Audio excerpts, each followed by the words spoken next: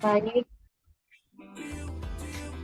sebelumnya mari kita mulai saja ya, karena pesertanya sudah berkumpul. Sebelumnya, Assalamualaikum warahmatullahi wabarakatuh.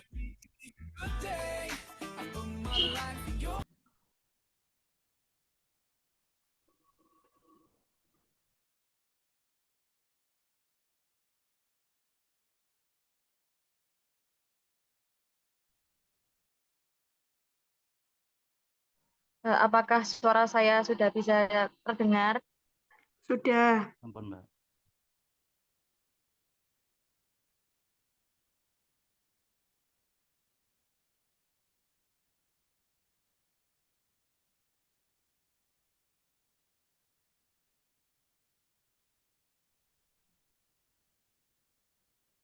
Baik, saya ulangi lagi ya, kita mulai. Assalamualaikum warahmatullahi wabarakatuh. Waalaikumsalam warahmatullahi wabarakatuh. Waalaikumsalam Waalaikumsalam warahmatullahi warahmatullahi wabarakatuh. wabarakatuh. Alhamdulillah wa syukurillah. Pertama, marilah kita panjatkan puja dan puji syukur kepada Allah Subhanahu wa taala yang mana atas limpahan rahmatnya kita dapat mengikuti acara sharing beasiswa pada sore hari ini. Kemudian tak lupa pula sholawat serta salam selalu kita limpahkan kepada junjungan kita Nabi besar Muhammad Shallallahu Alaihi Wasallam, di mana karena syafaat beliaulah kita dapat memasuki zaman terang benderang seperti sekarang ini. Sebelumnya terima kasih kepada Bapak Muhammad Iksan yang sudah berkenan meluangkan waktu dan ilmunya untuk sharing A sampai Z beasiswa pada sore hari ini, dan juga kepada teman-teman sekalian yang sudah bergabung. Alhamdulillah pada sore hari ini kita sudah memasuki pertemuan ketiga dengan topik tips mencari dan memilih supervisor penelitian dan program studi jurusan fakultas atau universitas tujuan. Semoga sharing beasiswa sore pada hari ini berjalan dengan lancar serta membawa keberkahan bagi kita semua. Amin amin ya rabbal alamin. Selanjutnya, sebelum kita memulai inti dari acara pada sore hari ini, kita melakukan foto dahulu ya. Begitu nggih, Pak? Oh, Mbak. Iya. Silahkan bagi teman-teman untuk on kamera.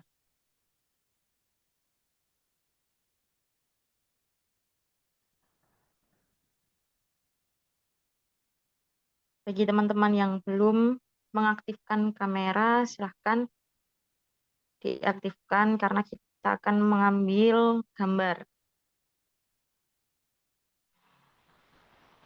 Sudah siap? Baik, kita mulai.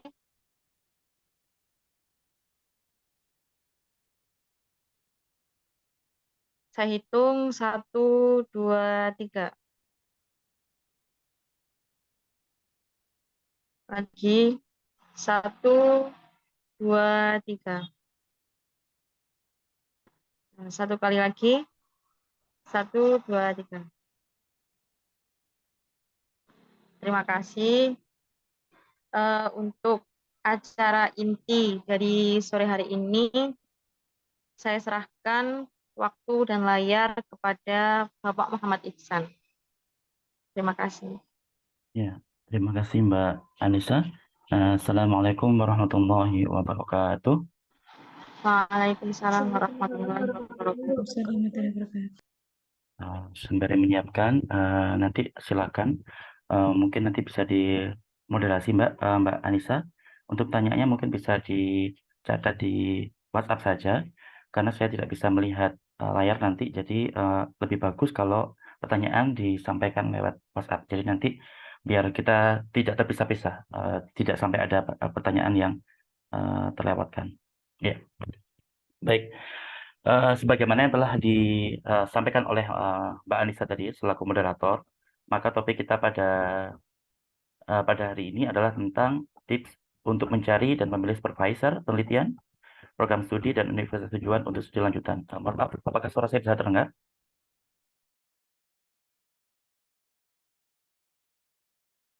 Terdengar. Oke, ya, soalnya di layar saya tercatat internetnya agak pelan. Mohon maaf kalau nanti ada sedikit delay suara. Ya. Baik, ya. Jadi sebelum kita membahas materi kali ini, jadi ini saya juga materi yang kita pelajari hari ini sebenarnya sama dengan apa yang akan teman-teman nanti hadapi ketika teman-teman nanti mempersiapkan atau memilih calon pembimbing untuk S1 atau skripsinya teman-teman nanti. Jadi materi yang akan kita bahas pada hari ini itu sedikit banyak bisa teman-teman terapkan sejak S1 nanti ketika teman-teman memilih calon pembimbing untuk skripsi kalian. Karena pada dasarnya calon pembimbing skripsi maupun pembimbing akademik kalian itu merupakan pengganti orang tua kalian di kampus nanti. Ya, jadi beliau inilah yang nanti akan berjuang sedemikian rupa bila mana kita ada kendala. Semoga tidak ada masalah sama sekali. Kita semuanya insya Allah lancar, lulus dengan tepat waktu, bahkan mungkin lulus semester 7. Amin ya rabbal alamin.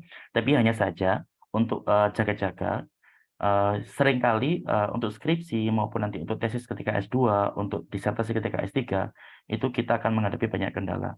Misalkan datanya hilang, atau misalkan nanti kita kesulitan mengambil data, atau nanti kita sudah mengambil data tapi ternyata datanya itu sangat tidak bisa kita gunakan lebih lanjut. Oleh karena itu, keberadaan pembimbing kita nantinya, baik itu skripsi, tesis maupun disertasi, memegang peranan yang sangat penting bagi kita. Tidak saja ketika kita kuliah, tapi lebih-lebih ketika kita nanti sudah lulus dan kita menempuh karir di bidang yang linear dengan keilmuan kita. Ya. Kita tidak berbicara kalau misalkan teman-teman nanti pindah jalur, misalkan lulus S1 dari biologi, kemudian langsung kerja di bank, atau nanti teman-teman kerja di BUMN yang tidak berkaitan dengan biologi, maka itu akan di luar pembahasan kita. Tapi kalau kita membahas tentang teman-teman nanti yang lulus dari S1 akan jadi guru, akan jadi peneliti, atau bahkan akan jadi peneliti lah, dosen, maka di saat itulah posisi atau networking atau hubungan erat antara jenengan semuanya dengan dosen pembimbing itu menjadi sangat penting. Ya, lebih-lebih kalau kita sekarang ngomong di luar negeri. Di dalam negeri saja beliau-beliau itu sangat penting, baik ketika kita kuliah maupun ketika kita sudah lulus kuliah dan bekerja, apalagi nanti ketika kita berada di luar negeri, di mana di sana kita jauh dari orang tua kita, jauh dari negara kita, jauh dari orang-orang yang satu bangsa dengan kita, maka keberadaan supervisor yang baik, yang mereka memiliki watak keorang tuaan, ya. Jadi dewasa, mengayomi, dan bahkan bisa menunjukkan kesuksesan, mereka-mereka inilah yang harus kita pilih, ya. Jangan sampai kita salah memilih, kita memilih orang-orang yang toksik, yang bukan yang malah membuat kita sukses, tapi malah membuat kita menjadi terpuruk dan bahkan sampai stres. Naudzubillah min dzalik, ya. Langsung saja kita sudah membaca doa tadi. Topik kita pada hari ini adalah tips untuk menulis supervisor atau pembimbing akademik ataupun pembimbing penelitian. Dengan pekan depan kita akan mempersiapkan hal yang paling panjang persiapannya. Ya, jadi di pertemuan pertama kemarin kita bahas tentang beasiswa dan jenis-jenisnya. Itu insya Allah nggak butuh waktu lama untuk teman-teman paham. Teman-teman belajar beasiswa 1 minggu aja insya Allah sudah bisa menguasai, sudah bisa tahu banyak hal tentang beasiswa dan jenis-jenisnya. Termasuk nanti memutuskan, oh beasiswa inilah yang akan saya kejar, akan yang saya lamar. Tahapan pekan kedua kemarin kita memilih tentang komponen pembiayaan. Itu juga akan lebih mudah dipahami karena hal-halnya sangat relate dengan kehidupan kita sehari-hari. Untuk topik yang ketiga kali ini itu juga mungkin agak panjang karena teman-teman harus mengenal calon pembimbingnya teman-teman yang teman-teman pilih nantinya. Jangan sampai salah memilih sehingga butuh waktu yang agak panjang. Tapi yang paling panjang itu adalah tahapan yang pekan depan. Jadi pekan depan mohon teman-teman yang usahakan untuk bisa tetap hadir karena ini merupakan komponen yang paling penting yang seringkali membuat orang mundur dari melamar beasiswa karena seringkali mereka terlalu santai sehingga ketika mereka sudah deadline mereka belum melengkapi persyaratan dokumen-dokumen yang penting. Yang kalau tidak teman-teman lengkapi, maka di tahapan awal nanti seleksi beasiswanya ketika seleksi berkas, teman-teman sudah pasti akan di kick out, akan dilepas, akan tidak dianggap sebagai calon penerima beasiswa. Baik, langsung saja. Ya, seperti saya tampilkan, mungkin teman-teman bisa melihat sedikit gambaran di balik layar slide-nya. Jadi ada gambar yang saya jadikan background. Jadi calon pembimbing yang baik itu usahakan Calon pembimbing yang baik itu merupakan seorang pengayom yang mengajak secara bersama-sama untuk menuju kesuksesan. Bukan yang terlalu bosi, maksudnya apa? Bukan yang terlalu memerintah-memerintah, ya. Jadi ada beberapa tipikal pemimpin itu yang dia cenderung sebagai bos, ya.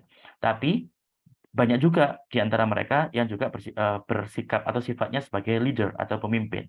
Bedanya apa? Kalau bosi itu cenderung mereka tuh hanya sekedar menyuruh.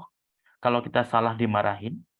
Berbeda dengan yang leader. Kalau leader, beliau kadang-kadang menyuruh, beliau kadang-kadang memotivasi, beliau kadang-kadang akan mengingatkan, beliau kadang-kadang akan memberi nasihat sebagai kakak, beliau juga akan kadang-kadang menjadi teman kita. Jadi leader itu mereka akan sukses, tapi kita pun juga akan sukses. Ya, jadi kita sebagai anak buahnya atau bahkan sebagai anak bimbingnya akan mengikuti kesuksesan beliau. Jadi inilah calon pemimpin atau calon pembimbing yang hendaknya akan kita pilih di masa depan. Termasuk alhamdulillah di UIN 1 di Teknik Biologi kita diberi dosen-dosen yang insya Allah semuanya memenuhi kriteria leadership. Jadi kita sangat beruntung. Jadi hal yang semacam inilah juga perlu kita tanamkan rasa syukur karena tanpa kita minta pun dulu, kita kan minta, ya Allah semoga saya lulus UIN 1 Teknik Biologi. Tapi seringkali kita nggak minta, ya Allah semoga kita diberi dosen yang baik. Ya. Tapi alhamdulillah karena di UIN 1 kita alhamdulillah semua dosennya alhamdulillah baik. Jadi insya Allah teman-teman tidak akan menghadapi masalah. Tapi ketika nanti di masa depan di luar negeri, maka teman-teman harus lebih hati-hati. Ya. Baik, untuk yang pertama, sebelum teman-teman nanti memutuskan untuk S2 pastinya, ya karena kita tahu bahwa S2 itu pasti perlu biaya. Meskipun nanti teman-teman menggunakan beasiswa untuk S2-nya, tetap itu adalah biaya yang harus dikeluarkan oleh badan yang memberikan beasiswa kepada kita. Entah itu pemerintah Indonesia, entah itu pemerintah di Australia, entah itu pemerintah di Uni Eropa, maupun pemerintah di Amerika Serikat, dan lain sebagainya, dan lain sebagainya. Pada dasarnya semua itu merupakan biaya. Nah, oleh karena itu, sebelum kita memutuskan apakah kita nanti lanjut S2 atau tidak, ataukah cukup S1, saya kerja di bank. Cukup S1, saya nanti jadi guru, dan tidak akan S2, dan tidak akan S3. Semua itu nanti tergantung pada masing-masing rekan-rekan sekalian. Ya. Jadi masing-masing kita pasti punya pertimbangan yang bisa jadi berbeda antara satu dengan yang lainnya. Tapi sebelum itu, sebelum memutuskan itu, maka kita harus berpikir tentang hal ini. Pertama, apakah teman-teman sekalian yang hadir di seminar kita kali ini itu memiliki panggilan? Pasti maksudnya, apakah jenengan semuanya itu memiliki panggilan untuk berbakti pada pengetahuan? Jadi berbakti pada pengetahuan itu ya termasuk guru. Guru itu mengajar untuk apa? Untuk mengajarkan pengetahuan yang kita anggap baik kepada murid-murid kita, kepada mahasiswa-mahasiswi kita. Supaya apa? Supaya mereka juga memahami apa yang kita anggap baik. Sehingga nanti mereka juga akan mengamalkan di kehidupan mereka sehari-hari, dan juga terus ke murid-muridnya juga, kemudian ke cucu muridnya, dan kemudian ke cicit muridnya, dan seterusnya, insya Allah menjadi amal jariah bagi kita. Jadi itu termasuk panggilan untuk berbakti pada pengetahuan. Dan juga apakah jenengan semuanya juga memiliki panggilan untuk melahirkan pengetahuan baru, ya. Jadi hal ini juga bisa teman-teman lakukan misal ketika teman-teman menjadi peneliti. Misalkan teman-teman menjadi peneliti, kemudian teman-teman menemukan tidak harus meneliti, teman-teman nanti skripsi kan juga meneliti. Entah itu nanti meneliti di lab, entah itu nanti meneliti di laboratorium, itu juga namanya peneliti. Yang mana output-nya atau luarannya teman-teman nanti akan mendapatkan atau akan menghasilkan atau melahirkan pengetahuan baru yang bisa jadi belum ada satupun di dunia ini yang pernah melakukan hal yang sama. Ya, maka itu termasuk melahirkan pengetahuan baru. Nah, pertanyaannya adalah apakah teman-teman sekalian yang ada di sini termasuk orang yang suka atau akan merasa senang kalau berbakti pada pengetahuan? Jika senang, maka sebaiknya teman-teman nanti lanjut S2. Oke lah kerja dulu 1 tahun, 2 tahun, karena ada beasiswa itu yang mensyaratkan teman-teman nanti harus kerja dulu selama 2 tahun. Misalkan beasiswa ke Inggris, namanya beasiswa Chevening, itu syaratnya adalah sudah kerja selama 2 tahun. Maka kalau teman-teman ingin seperti ini, ya teman-teman kerja dulu 2 tahun, sambil mempersiapkan beasiswanya, tahun ketiga sudah mulai berangkat untuk S2, nanti balik bisa lagi menjadi guru maupun menjadi dosen, dan lain sebagainya. Kalau teman-teman termasuk orang-orang yang suka berbakti pada pengetahuan, merasa senang, bahagia, maka teman-teman hendaknya harus lanjut studi S2 dan seterusnya ke S3. Kalaupun juga teman-teman termasuk golongan orang yang bahkan lebih senang, tidak hanya mengabdi, tapi juga harus melahirkan pengetahuan baru, misalkan menemukan efek dari misalkan ekstrak daun apalah, misalkan ekstrak ekstrak biji anggur. Apakah punya efek menyembuhkan? Apakah bisa menjadi obat untuk kanker dan lain sebagainya? Kalau teman-teman termasuk orang yang suka dengan hal-hal yang semacam itu, maka teman-teman juga pastinya harus sangat saya rekomendasikan untuk lanjut studi S2 maupun S3 dan sebagainya. Yang kedua, belum. Nah, poin yang pertama, sub-poin yang pertama. Jadi, yang perlu teman-teman pertimbangkan, jadi penjabaran dari poin pertama tadi adalah, teman-teman harus berpikir, kira-kira ada nggak sih, kalau saya mau lanjut S2, ada nggak sih yang mau saya temukan? Misalkan, oh di kampung saya itu ada sebuah kebun, ada kebun bunga sepatu misalkan, yang mana kebun itu sangat luas, dan orang-orang desa itu menggantungkan hidupnya di kebun ini. Nah, tapi kalau saya melihat kebun bunga sepatu tadi belum terlalu maksimal dimaksimalkan oleh masyarakat. Sehingga kalau saya bisa menemukan suatu hal yang berkaitan dengan bunga sepatu tadi, maka tidak saja saya menemukan hal baru, tapi saya juga bisa membantu masyarakat di desa kita supaya lebih makmur. Ditambah lagi supaya bunga sepatunya semakin lestari. Karena kalau masyarakat mendapatkan keuntungan dari bunga sepatu tadi, bisa dipastikan bunga sepatunya juga lestari. Karena mereka tahu bahwa kalau bunga sepatunya dilestarikan, mereka akan untung. Kalau bunga sepatunya punah atau rusak, maka mereka pun juga akan rugi. Langkah konservasi yang paling efektif itu adalah langkah yang berkaitan dengan uang. Ya, jadi kalau misalkan di pinggir hutan, ada hutan yang kita lindungi, akan kita lindungi kelestariannya. Kalau kita bisa memastikan penduduk sekitar hutan itu makmur, karena hutan itu ada, maka pastilah hutan itu akan selalu ada, karena mereka menjaga hutan itu. Ya, ini konsep konservasi yang paling efektif di dunia ini. Ya. Nah, kemudian kembali tadi, kalau misalkan teman-teman memang memiliki ketertarikan pada hal baru yang berkaitan dengan hal yang sudah ada, kayak tadi bunga sepatu kan sudah ada, teman-teman tertarik, apa sih yang bisa dieksplor lagi dari bunga sepatu, maka teman-teman harus lanjut kuliah S2. Kemudian, apakah ketertarikan Anda tadi, Anda tertarik kepada bunga sepatu, dan Anda tertarik bahwa, oh mungkin bunga sepatu itu bisa digunakan obat juga. Maka pertanyaan ketiga adalah, apakah teman-teman benar-benar mau untuk bekerja keras untuk menemukan potensi baru dari bunga sepatu tadi? Kalau teman-teman jawabannya adalah iya, maka teman-teman harus atau saya rekomendasikan untuk lanjut kuliah S2.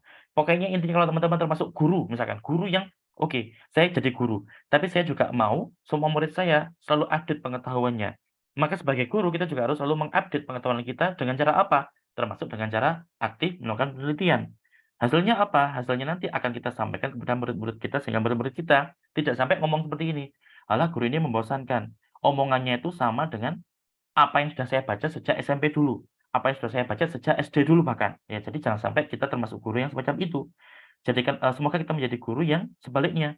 Jadi guru yang selalu menyampaikan hal baru sehingga murid kita pun selalu antusias, sehingga mereka menjadi semangat belajar, dan insya Allah kalau mereka semangat belajar, mereka pun akan lebih paham.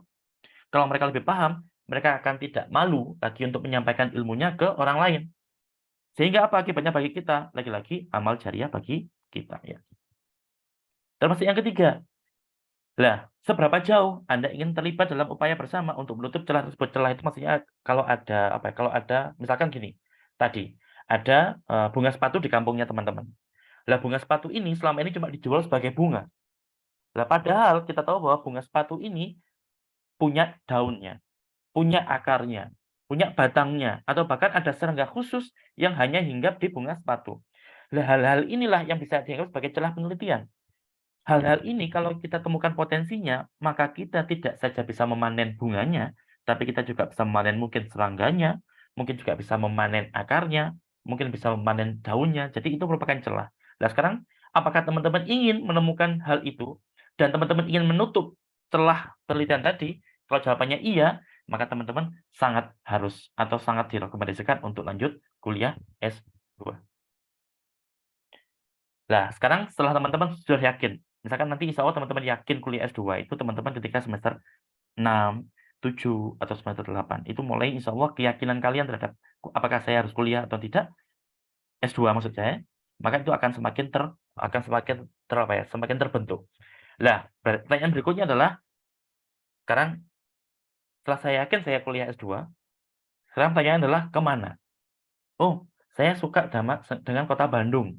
Maka kalau ke Bandung itu ada pilihan, ada ITB, ada kampus Universitas Pajajaran, dan banyak-banyak kampus yang lainnya. Mana di antara itu yang akan kalian pilih?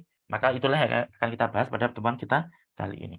Kemudian, oh tidak, saya ingin keluar negeri. Lah, di luar negeri itu banyak sekali. Kita Indonesia itu cuma satu negeri. Di luar negeri sana ada banyak sekali negara yang bisa teman-teman tuju. Yang masing-masing negara itu punya kelebihan dan banyak keuntungan. Sebagai contoh, Amerika Serikat, keuntungannya sudah sangat luar biasa. Kalau kita ngomong tentang sains, tentang pendidikan, Amerika itu sudah dikenal sebagai kiblatnya pendidikan ataupun lebih-lebih kiblatnya sains dan teknologi. Tapi di sisi lain, di Amerika itu adalah sebuah hal yang legal untuk membawa senjata, sehingga kita nggak heran banyak orang yang bisa kita dengar bahwa ada hampir semua orang membawa senjata api. Banyak di antara mereka yang bisa mengontrol dirinya sehingga mereka membawa senjata api tapi tidak sampai menyalahgunakan itu. Tapi kita juga tidak jarang mendengar di sana Amerika banyak sekali kejadian ada penembakan massal. Ada penembakan yang terjadi secara ilegal. Nah, insya Allah kita nggak akan sampai mengalami hal itu, tapi faktor yang semacam ini akan membuat kita berpikir ulang. Oke, saya ingin ke Amerika, saya ingin menempuh studi yang baik, tapi saya sudah punya anak. Apakah saya berani untuk ke sana? Oke lah, saya sebagai orang tua, sebagai ayah yang setiap hari berangkat ke kampus, yakin bisa menjaga diri. Tapi bagaimana dengan anak saya ketika anak saya sedang bermain di taman? Bagaimana dengan anak saya ketika anak saya nanti sedang sekolah di SD misalkan? Hal yang semacam inilah yang seringkali menghantui kita sebagai peneliti bila mana kita ingin memutuskan ke negara mana kita akan berangkat untuk studi lanjut, ke kampus mana kita akan berangkat ke studi lanjut, dan seterusnya, dan seterusnya. Ini akan kita bahas di pertemuan kita kali ini. Nah, yang terpenting adalah pastikan bahwa tempat yang akan teman-teman tuju nanti, kampus yang teman-teman tuju nanti, itu merupakan kampus atau tempat atau lingkungan yang akan menjamin, atau yang punya jaminan, atau yang punya program yang bisa membuat teman-teman nanti itu bisa tumbuh. Entah tumbuh sebagai perorangan, ataupun tumbuh sebagai seorang profesional. Kalau teman-teman ingin jadi peneliti, maka pastikan kampus yang teman-teman tujunya nantinya menjamin bahwa teman-teman nanti bisa menjadi peneliti yang baik. Ya.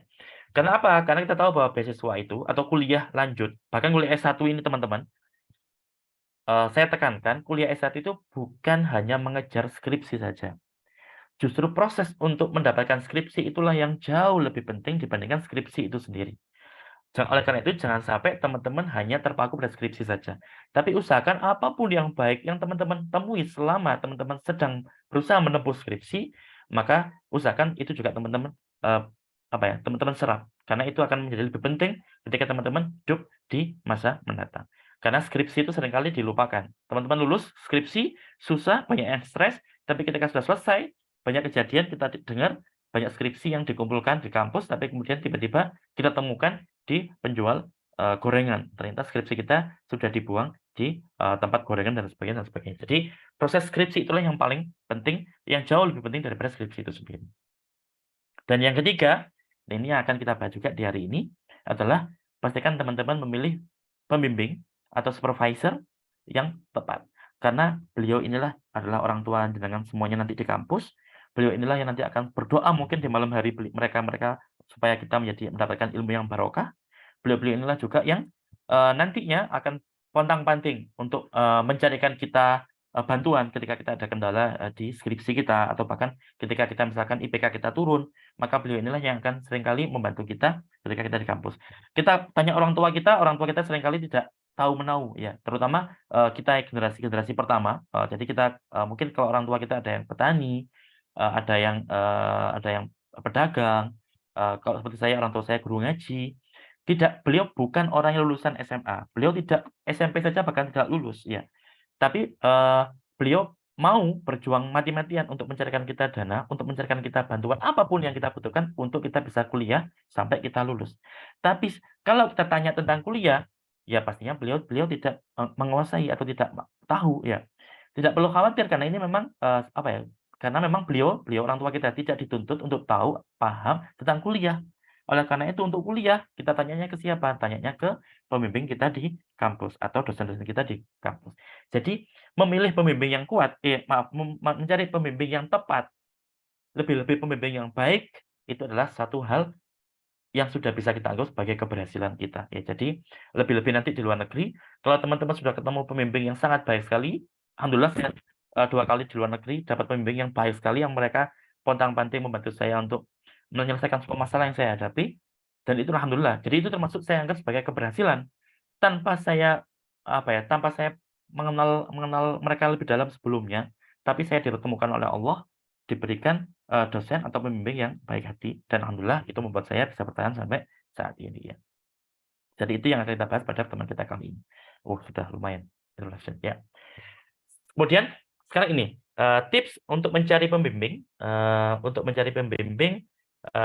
Mencari dulu, kemudian memilih pembimbing penelitian dan akademik. Ini saya berikan contoh kasus untuk kasus saya. Jadi teman-teman nanti tinggal mengubah-ubah poin-poinnya, teman-teman sesuaikan dengan apa yang teman-teman minati, apa yang teman-teman ingin dalami nanti di kemudian hari, termasuk apa yang nanti teman-teman ingin kerjakan ketika teman-teman sedang hendak memilih judul skripsi.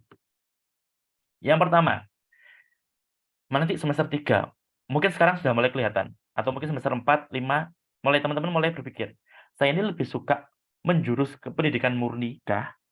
Atau saya lebih suka menjurus ke pendidikan yang berkaitan dengan hewan? Atau saya nanti ingin menjurus untuk mendalami pendidikan yang menjurus ke tumbuhan? Atau nanti saya ingin mendalami pendidikan yang spesifik mengajarkan tentang bakteri, dan seterusnya, dan seterusnya, dan seterusnya. Itu nanti akan teman-teman harus selalu bertanya pada diri sendiri. Saya ingin menjadi apa? Jadi insya Allah nanti jangan heran kalau semester 1 ingin seperti ini, semester 2 berubah, semester 3 berubah, semester 4 berubah. Tapi tetap teman-teman harus tetap selalu bertanya. Karena apa? Jangan sampai nanti teman-teman salah memilih pilihan. Meskipun salah memilih pilihan itu lumrah, ya. Nanti teman-teman akan saya berikan contoh. Jadi berubah itu nggak apa-apa. Tapi terlalu sering berubah itu juga tidak terlalu baik ya. Jadi itu. Oleh karena itu, semakin teman-teman bisa mengidentifikasi bidang studi atau penelitian yang paling memenuhi kriteria teman-teman, maka teman-teman juga pastinya bisa memetakan ke depan teman-teman mau apa. Setelah tahapan ini saya mau apa. Setelah liburan ini saya mau apa. Kemudian nanti semester 5 saya mau apa. Kalau ada tawaran untuk magang, saya mau magang di mana. Ketika nanti ada tawaran untuk penelitian, saya mau gabung atau tidak. Itu semuanya teman-teman harus putuskan berdasarkan bidang studi atau penelitian yang sudah teman-teman identifikasi sebagai minatnya jenengan semuanya. Itu penting.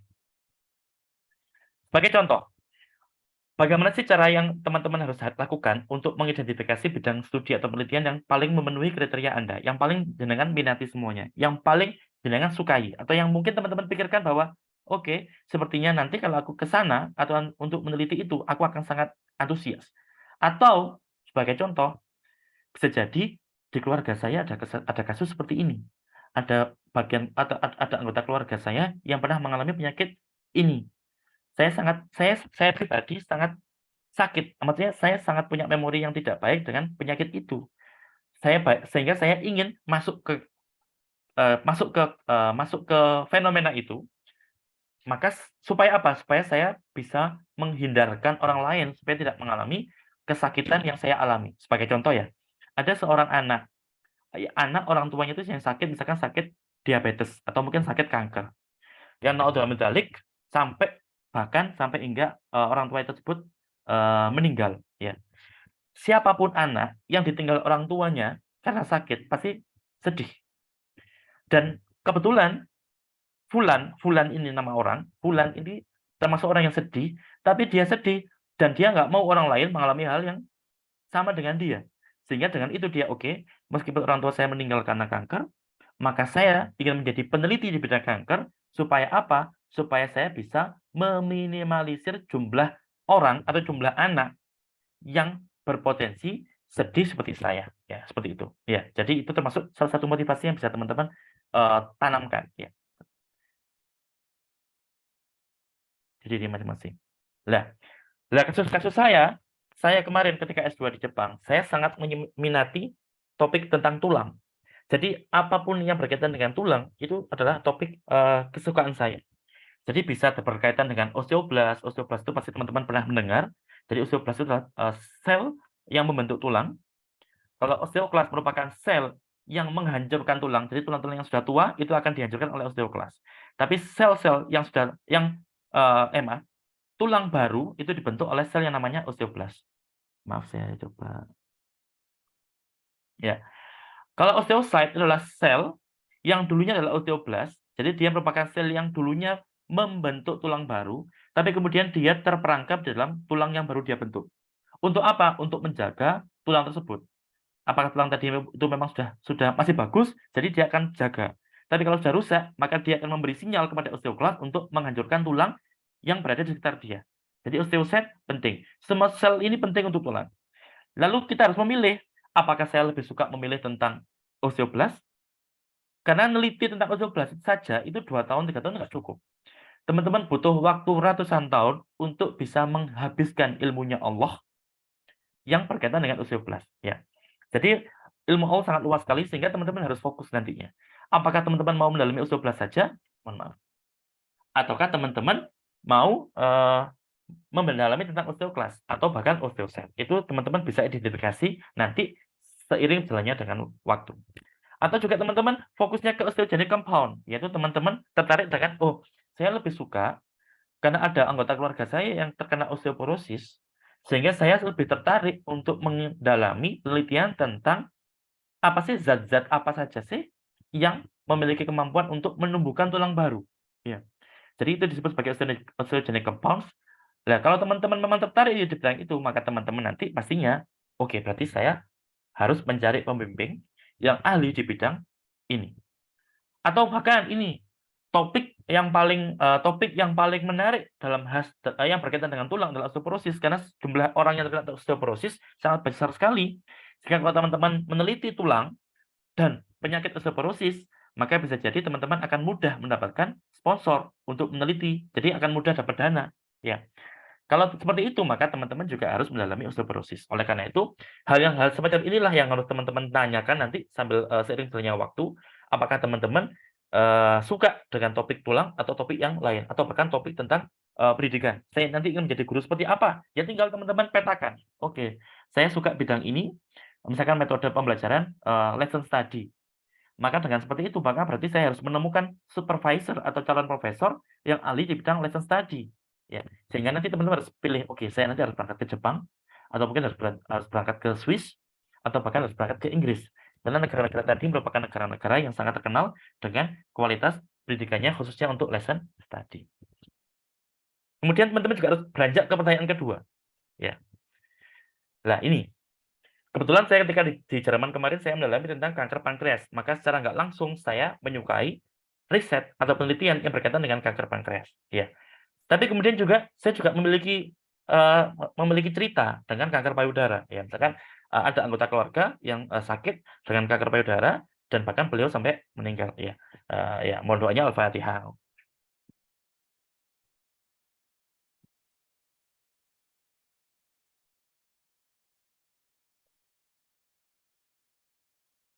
Ya, jadi terima kasih ya. Jadi meskipun saya laki-laki, tidak menutup kemungkinan saya untuk meneliti tentang ini. Ya, kita pastinya tidak lagi berbicara tentang pikiran yang tidak baik, tapi kita memang benar-benar positif bahwa kita ingin mencari obat. Toh buktinya ada anggota keluarga yang meskipun dikatakan bahwa kanker payudara ini termasuk kanker yang paling mudah disembuhkan, obatnya sudah sangat banyak sekali, tapi faktanya masih ada orang, bahkan keluarga kita, yang meninggal gara-gara kanker payudara. Sehingga kita bisa yakin bahwa oke, berarti masih ada gap, masih ada celah yang kita bisa masuk di dalamnya, yang kita bisa berkontribusi di dalamnya, sehingga ini minat saya. Sehingga nanti berarti kalau saya mau lanjut S2, saya ingin meneliti tentang kanker payudara ataupun kanker pankreas. Itu merupakan termasuk cara untuk mengetahui atau untuk mengidentifikasi di manakah minat teman-teman yang teman-teman ingin dalami, yang sehingga kalau teman-teman nanti berjalan di jalan itu, teman-teman akan lebih semangat dan teman-teman tidak akan sampai berhenti di tengah jalan. Ya, jadi mungkin itu yang termasuk yang teman-teman bisa lakukan untuk mengidentifikasi minat keilmuan yang akan teman-teman hadapi di masa depan atau yang ingin teman-teman geluti di masa depan. Kemudian yang ketiga, seringkali kita nggak bisa menemukan ide atau nggak bisa menemukan proyek atau nggak bisa menemukan sponsor yang mau mendanai ide kita. Sehingga mau nggak mau, kalau misalkan prioritas pertama kita tadi nggak bisa didanai karena nggak ada sponsornya, maka kita harus lari yang kedua. Oke, kita legowo sedikit. Kita masuk ke penelitian yang kedua, misalkan yang berkaitan dengan kanker pankreas atau kanker payudara. Kok dilalah nggak ada sponsor juga? atau bahkan nanti kalau teman-teman memilih atau melamar S2, kok nggak ada lab yang mau menerima idenya teman-teman. Maka lagi-lagi kita harus menyadari bahwa oke, karena saya mau tetap meneliti tentang tulang, maka saya coba mencari ide yang berkaitan sama lab tujuan kita. Maka kita ubah lagi. Yang tadinya kita fokus ke tulang, kemudian ternyata kita juga punya histori di rumah kita punya cerita tentang kanker misalkan. Semoga insya Allah teman-teman nggak ada yang punya. Lah, tapi ide yang pertama atau minat kita yang pertama dan yang kedua ini nggak bisa kita temukan rumahnya atau nggak bisa kita temukan pembimbing yang ideal. Maka kita nggak mau harus legowo, kita coba sih cari yang masih member-member, yang masih berkaitan. Misalkan kita masuk ke hubungan antara kanker payudara dengan osteoporosis. Ya, kanker payudara tadi meskipun sudah banyak disembuhkan, tapi kalau kita hubungan sama osteoporosis atau tulang keropos, itu mungkin belum banyak yang meneliti. Tapi karena osteoporosis ini banyak sponsornya, maka teman-teman gabungkan dua-duanya ini. Jadi bisa jadi dengan ide dua ini teman-teman bisa dapatkan sponsor yang baru. Ya, yang mana sponsor itu nggak bisa teman-teman guide, nggak bisa teman-teman tarik. Kalau teman-teman terlalu fokus ke satu kondisi, misalkan kanker payudara saja, maka dia akan bilang, oh kamu mau meneliti tentang kanker payudara. Kamu tahu nggak, kanker payudara itu sudah banyak obatnya. Jadi bagi kami, kanker payudara itu nggak menarik. Tapi ketika dia dengar, oh jadi kamu ingin meneliti tentang kanker payudara dengan hubungannya dengan osteoporosis. Wah, beliau mulai tertarik. Karena mereka tertarik, maka bisa jadi mereka akan menerima Anda sebagai anggota baru di laboratorium mereka ya. Jadi pinter-pinter kita bisa bisa memetakan minat kita. Minat kita adalah seperti ini, tapi lowongan di lapangan itu adanya adalah seperti ini. Kita nggak bisa saklek, kita nggak bisa keras kepala.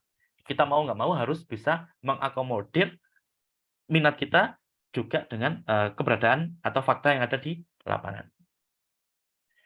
Kok misalkan yang keempat ini nggak ada? Kita harus, oke Pak, karena ilmu itu luas, kita ngomong tulang saja. Tulang itu sudah diteliti oleh orang di dunia ini hampir sejak ratusan tahun yang lalu. Dan sampai detik ini, setiap tahun masih ditemukan hal baru. Yang temuan baru itu belum selesai, masih berlanjut lagi. Bayangkan, ratusan tahun saja belum selesai hanya membahas tentang tulang. Ya oleh karena itu, jangan sampai terpaku, meskipun teman-teman sukanya dengan tulang, saya yakin di sini nggak mungkin ada yang suka tulang, ada yang tidak suka tulang, ya. Jadi temukan hal lain yang bisa menarik minat teman-teman sekalian, ya. Itu semuanya bisa teman-teman jadikan sebagai bidang studi atau penelitian yang nantinya teman-teman akan dalami. Yang insya Allah nanti teman-teman di masa depan, kalau ada orang manggil saya sebagai ahli di bidang itu, teman-teman merasa bangga atau teman-teman nggak merasa malu, ya. Jadi itu merupakan bidang yang berarti teman-teman minati atau bidang yang teman-teman atau yang paling sesuai dengan kriteria teman-teman sekalian. Ya, semuanya sama nanti bisa teman-teman. Intinya selalu bertanya terus. Kalau hal yang paling saya minati nggak bisa saya dapati, saya harus legowo untuk masuk ke memilih untuk bidang yang kedua. Kalau bidang kedua saya nggak bisa juga saya dapati karena nggak ada sponsor, maka saya masih punya minat yang lain. Selama itu masih saya minati, maka why not ya. Jadi tidak menjadi kendala. Intinya pinter-pinterlah teman-teman mengenali diri sendiri, karena tak kenal maka tak sayang. Jangan sampai teman-teman kenal dengan orang lain sangat mendalam, tapi teman-teman tidak mengenal dirinya teman-teman sendiri lebih dalam. Itu merupakan kesalahan yang sangat fatal, ya. Jadi seringkali kita itu merasa oke untuk menyenangkan orang lain meskipun kita menderita, padahal itu baik, ya. Jadi baik. Jadi misalkan ada kaidah Islamnya adalah mendahulukan orang lain dalam hal selain ibadah itu baik. Misalkan teman-teman punya uang sedikit, punya uang misalkan 10.000. Kok ada orang yang nggak makan selama 2 hari, maka teman-teman berikan uangnya 10.000 semuanya, itu nggak masalah, karena itu adalah ibadah. Mendahulukan orang lain dalam hal ibadah, itu bukan ibadah langsung, makan itu bukan ibadah langsung, mendahulukan orang lain dalam hal bukan ibadah, itu dianjurkan, itu sunnah, ya. Saya lupa kaidahnya. Intinya adalah mendahulukan orang lain atau membantu orang lain atau mendahulukan orang lain dalam hal yang tidak berkaitan dengan ibadah langsung, itu dianjurkan. Kayak tadi orang nggak makan 2 hari, maka kita sudah makan tadi pagi, bahkan kita sudah makan, maka kita kasihkan uang kita ke orang itu supaya orang itu makan, itu dianjurkan. Tapi kalau sebaliknya, kita mau sholat jamaah, kemudian ketika kita mau sholat jamaah, di soft pertama itu ada satu ruang kosong. Ada satu ruang kosong, sehingga kita itu mau masuk ke soft pertama tadi. Tapi kita lihat, orang sebelah kita juga mau masuk di soft pertama tadi. Nah, dalam hal ini, kita hukumnya makruh menyerah. Ya. Jadi, lebih dianjurkan, lebih sunnah, berpahala kalau kita masuk duluan. Jadi, kita ke soft pertama, biarkan orang itu tadi tetap di soft yang kedua. Tapi kalau kita ada Jawa, kita mungkin bisa menoleh, kemudian kita sambil senyum, kita, maaf Pak. Nah, karena kalau dia adalah termasuk orang yang juga paham betapa kelebihannya atau fadilahnya sholat di soft pertama, maka dia pun juga akan memaklumi. Ya. Jadi kalau untuk ibadah hal ini, saya maklum Anda tidak mau kalah dengan saya karena memang fadilahnya besar sekali setelah di soft pertama. Dalam hal ini kita tidak boleh mengalah. Tapi kalau dalam hal lain, kita boleh yang lain yang tidak berkaitan dengan ibadah langsung, kita boleh mengalah, bahkan dianjurkan untuk mengalah. Ya, itu pertama. Kenali diri kita sendiri dulu. Saya tahu bidang yang ingin saya dalami. Saya ingin jadi guru yang baik. Saya ingin jadi guru biologi untuk SMP kah? Untuk SMA kah? Untuk dosen kah? Atau untuk SD kah? Guru IPA? Teman-teman harus bertanya seperti ini tadi. Kalau saya nggak bisa jadi guru SMA misalkan, oke saya mau jadi guruman. Kalau nggak bisa jadi guruman, harus jadi apa? Itu semuanya harus teman-teman pikirkan ya. Sejak sekarang. Ya, sekarang kita masuk ke calon pembimbing. Ya, pilihlah calon pembimbing sebagaimana yang saya sarankan berikut ini. Teman-teman bisa tidak mencontoh, tapi teman-teman juga bisa mencontoh. Insya Allah tidak ada ruginya untuk belajar dari pengalaman orang lain. Pastinya calon pembimbing adalah calon pembimbing. Pilihlah calon pembimbing yang paling sesuai dengan kriteria Anda. Ya, misalkan teman-teman saya mau fokus mencari pembimbing yang orangnya sabar. Karena saya tipikal orang yang tidak bisa dibentak-bentak atau tidak bisa dimarahin atau tidak bisa di deadline, tidak bisa di uber-uber. Ya, maka teman-teman bisa, oke, berarti saya akan mencari profesor atau pembimbing nanti, dosen nanti yang tidak gubuhan atau misalkan tidak gerusa-gerusu atau mungkin tidak emosional. Itu bisa teman-teman jadikan sebagai kriteria pertama, ya. Tapi ada teman-teman lain bahkan justru ingin mencari dosen itu yang killer, dosen yang tegas, yang yang bahkan temperamen, meledak-ledak. Karena apa? Teman-teman sadar bahwa oke, saya termasuk orang yang malas. Saya sudah menyadari bahwa mulai SD, SMP, SMA saya tuh kalau ketemu guru yang sabar sekali, saya tuh malah nggak jadi lebih bagus. Saya lebih cenderung menyepelekan guru itu atau mungkin karena beliau sangat sabar sehingga saya menjadi tidak ada keinginan untuk untuk berjuang, ya, itu juga bisa menjadi alasan. Kalau teman-teman termasuk golongan orang-orang yang semacam ini, yang justru ingin mendapatkan dosen pembimbing yang killer, yang tegas sekali, ya itu juga bisa teman-teman gunakan sebagai kriteria pertama atau prioritas pertama yang teman-teman gunakan untuk memilih calon pembimbing penelitian ataupun pembimbing akademik. Misalkan, kalau teman-teman nanti misalkan mau ke luar negeri atau teman-teman di Indonesia memilih pembimbing skripsi, maka pastikan pilihlah pembimbing atau calon pembimbing yang memang paling ahli atau pakar di bidangnya. Seperti tadi saya sebutkan, kalau memang bidangnya adalah bidang pendidikan, maka carilah dosen yang paling pakar di bidang pendidikan. Ya. Atau kalau teman-teman fokusnya adalah, oke, opsi pertama adalah saya cari yang sabar, ya carilah dosen yang sabar. Tapi kalau saya pribadi, untuk keluar negeri, karena sudah jauh-jauh ke sana, buat apa kalau saya hanya mencari dosen yang baik saja untuk membimbing saya? Maka pertama yang saya cari adalah saya cari dosen atau profesor yang ahli di bidangnya. Tapi tidak saja ahli, saya harus punya poin lain. Poinnya apa? Saya harus cari dosen atau pembimbing atau profesor yang beliau tidak saja ahli, tapi beliau juga harus tipikal orang yang suka bergaul. Karena kalau ada orang yang suka bergaul, maka peluang orang itu untuk menjadi orang yang tidak baik itu sedikit, kecil. Mohon maaf, saya baterainya habis. Saya izin dulu.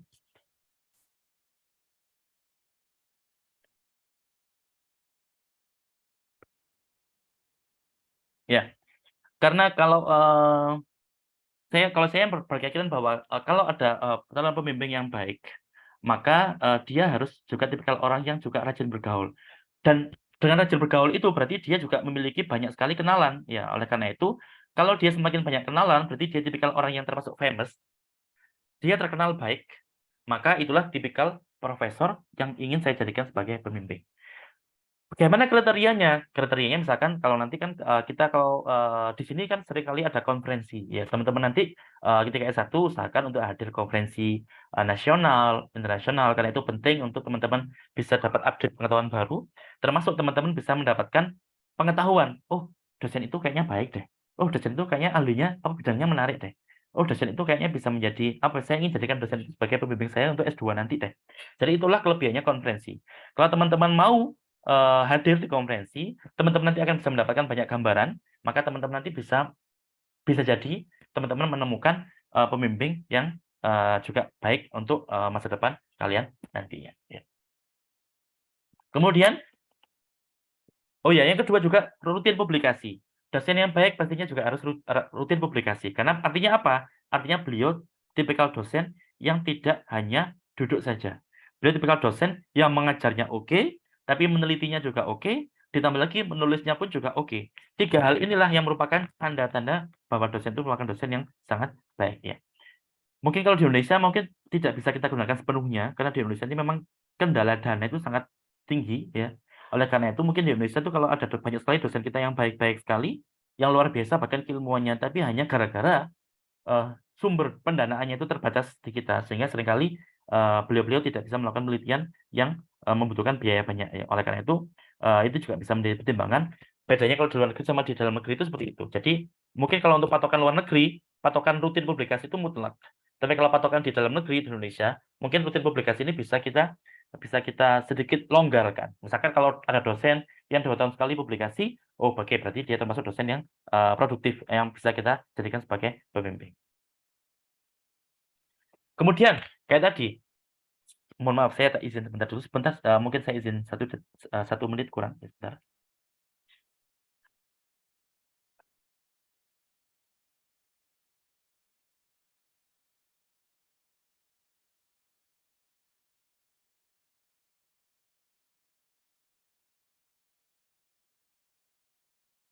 Ya, mohon maaf karena baterai saya habis, jadi lab HP nanti saya nggak bisa melihat pertanyaan teman-teman kalau tidak saya cas terlebih dahulu. Baik, jadi prioritas yang kedua, saya pastinya kalau sudah jauh-jauh ke luar negeri, hendaknya, semoga saya bisa menemukan supervisor atau profesor yang dia itu tadi tidak saja dia rutin publikasi, ya berarti dia aktif peneliti, aktif juga dapat dana penelitian, dan juga punya banyak teman, ditambah lagi dia dihormati oleh teman-temannya. Maksudnya teman-teman berarti teman-teman di bidangnya, berarti oleh ilmuwan lain di bidangnya dia. Jadi kalau dia sudah pakar, banyak orang di luar negeri sana itu yang sudah ahli, tapi dia dibenci. Itu banyak. Ya. Tapi ada juga, banyak juga profesor yang dia sudah terkenal bahwa dia itu ahli di bidang itu, misalkan kayak tadi, ahli di bidang tulang, dan dia pun juga dihormati oleh banyak ilmuwan di bidang pertulangan. Nah, tipikal orang-orang inilah termasuk tipikal yang pastinya sangat ingin kita jadikan sebagai pembimbing. Caranya bagaimana? Ya kita lihat apakah calon profesor kita itu termasuk orang yang menjabat posisi penting di beberapa organisasi keilmuan. Misalkan ada asosiasi ilmuwan-ilmuwan yang khusus belajar tentang tulang. Maka kalau dia termasuk orang yang penting di bidang itu, maka kalau dia bisa jadi pernah menjabat sebagai ketua, paling tidak ketua asosiasi ilmuwan di bidang tulang. Itu juga merupakan kriteria yang hendaknya teman-teman jadikan sebagai patokan, ya. Terutama kalau teman-teman mau keluar negeri, ya. Di dalam negeri pun juga bisa teman-teman jadikan sebagai patokan, ya. Yang ketiga, ini yang terpenting, ya. Sebelum teman-teman memilih pembimbing, lihatlah alumninya. Oh, ada kakak tingkat yang dulunya dibimbing sama beliau. Tanya ke alumni itu.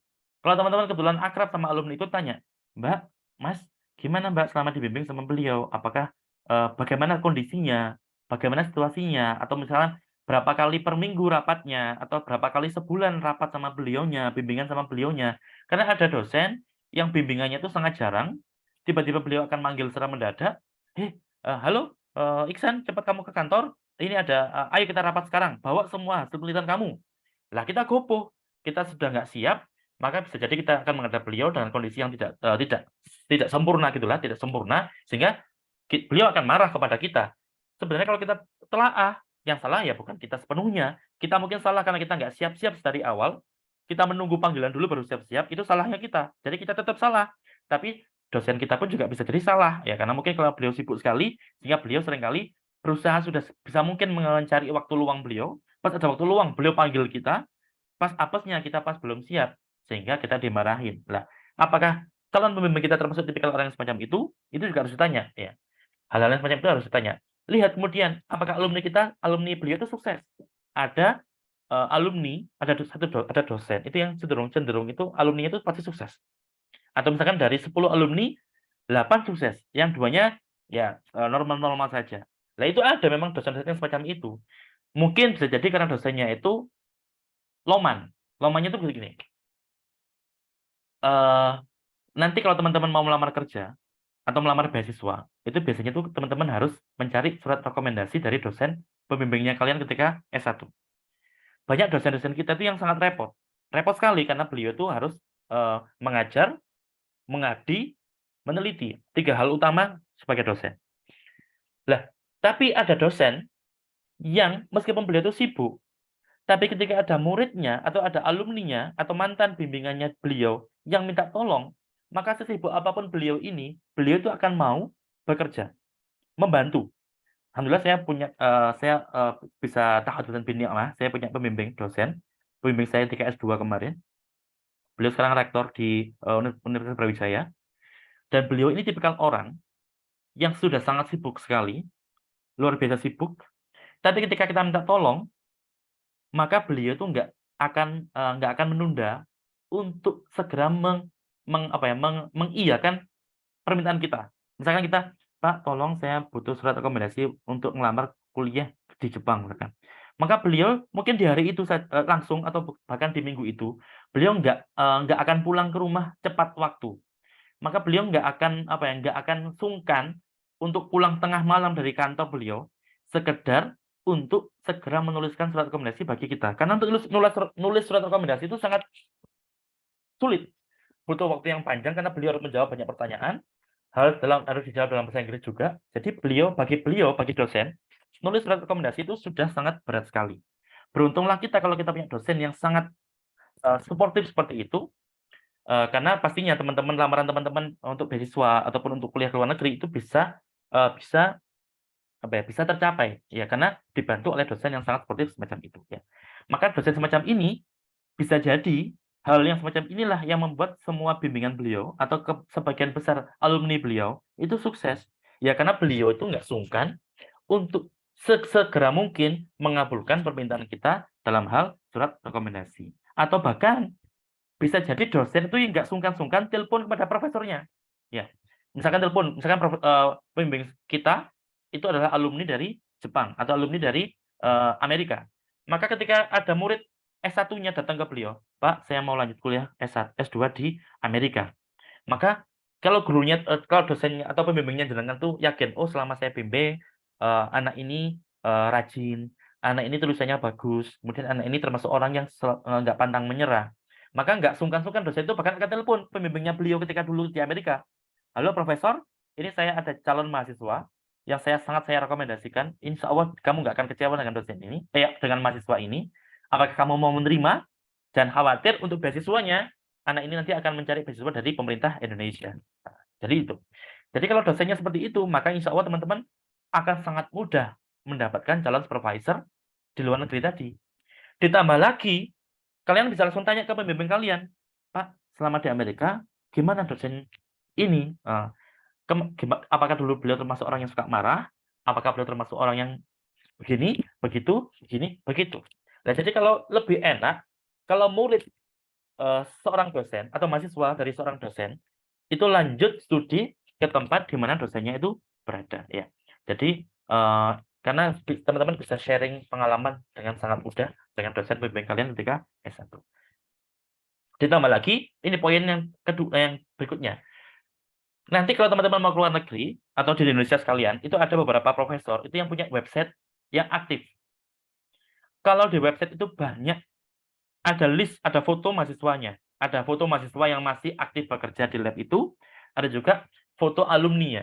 Teman-teman bisa lihat dari websitenya. Oh, dari websitenya banyak alumninya sukses. Oh, profesor ini berarti insya Allah bisa menjadi kriteria atau calon pembimbing yang handal bagi jenengan semuanya. Ditambah lagi, oh ternyata profesor ini juga banyak muridnya atau banyak mahasiswanya yang dari berbagai daerah. Misalkan ada dari Medan, ada dari Papua, ada dari Bali, ada dari macam-macam. Intinya bukan Jawa saja. Maka termasuk juga profesor semacam ini, termasuk ada indikasi bahwa beliau termasuk orang yang baik. Dalam hal apa? Berarti beliau termasuk orang yang memiliki rentang penerimaan yang lebar. Maksudnya apa? Berarti beliau sudah terbiasa menghadapi banyak mahasiswa yang berbeda-beda. Berarti beliau juga sudah menguasai atau memiliki kemampuan untuk menghadapi murid yang berbeda-beda watak tadi. Karena bisa jadi kita sangat berbeda dengan watak murid-murid lain di kampus, di lab itu, atau di kampus itu. Sehingga kalau profesor kita sudah biasa, lebih-lebih kalau kita di luar negeri, kalau ada di sebuah laboratorium atau seorang profesor itu punya murid dari Amerika, kemudian ada yang berjilbab, kemudian ada yang dari Afrika, kemudian ada yang dari Eropa, dari Rusia, macam-macam, maka itu juga saya jadikan sebagai patokan. Patokan pertama saya lihat, oh kalau saya mau cari profesor, saya lihat apakah dia berjilbab. Karena itu tanda yang paling gampang. Karena kalau laki-laki kan sulit untuk dilihat apakah dia muslim atau tidak. Tapi kalau berjilbab, itu gampang. Kalau sudah ada orang di luar negeri berjilbab, itu berarti dia sudah Islam, taat. Karena di luar negeri sana banyak sekali orang Islam itu yang nggak berjilbab ya. Tapi kalau sudah ada orang di luar negeri, di negeri minoritas, dia berjilbab, dan diterima oleh profesor itu, berarti profesor itu pastinya sudah refleks sama Islam, tidak Islamofobia, kemudian juga dia termasuk orang yang menerima banyak perbedaan. Seperti itu. Jadi itu juga patokannya. Teman-teman bisa mulai tanya di grup WhatsApp kalau ada pertanyaan. Keempat, ya ini juga patokan. Ya ini penting. Ini penting dan lucu juga. Di beberapa negara, maaf kalau saya sarankan carilah dosen itu yang punya pengalaman di banyak kampus. Misalkan kalau kita cari dosen yang di Indonesia, maka usahakan cari dosen yang misalkan S1-nya misalkan di UIN Tulungagung, S2-nya misalkan di Universitas Indonesia, S3-nya di kampus yang berbeda. Karena itu merupakan tanda-tanda juga bahwa beliau termasuk orang yang mudah beradaptasi. Ya. Atau kalau di luar negeri, misalkan teman-teman ingin ke Jepang, misalkan, carilah dosen atau supervisor, calon profesor, yang beliau itu S1-nya mungkin di Jepang, nggak masalah, S2-nya di Amerika, S3-nya di Eropa. Ya. Maksudnya apa? Maksudnya gini, ada kecenderungan. Kalau orang-orang itu yang S1, S2, S3-nya itu di tempat yang sama, maka kecenderungan dia termasuk tipikal orang yang kolot.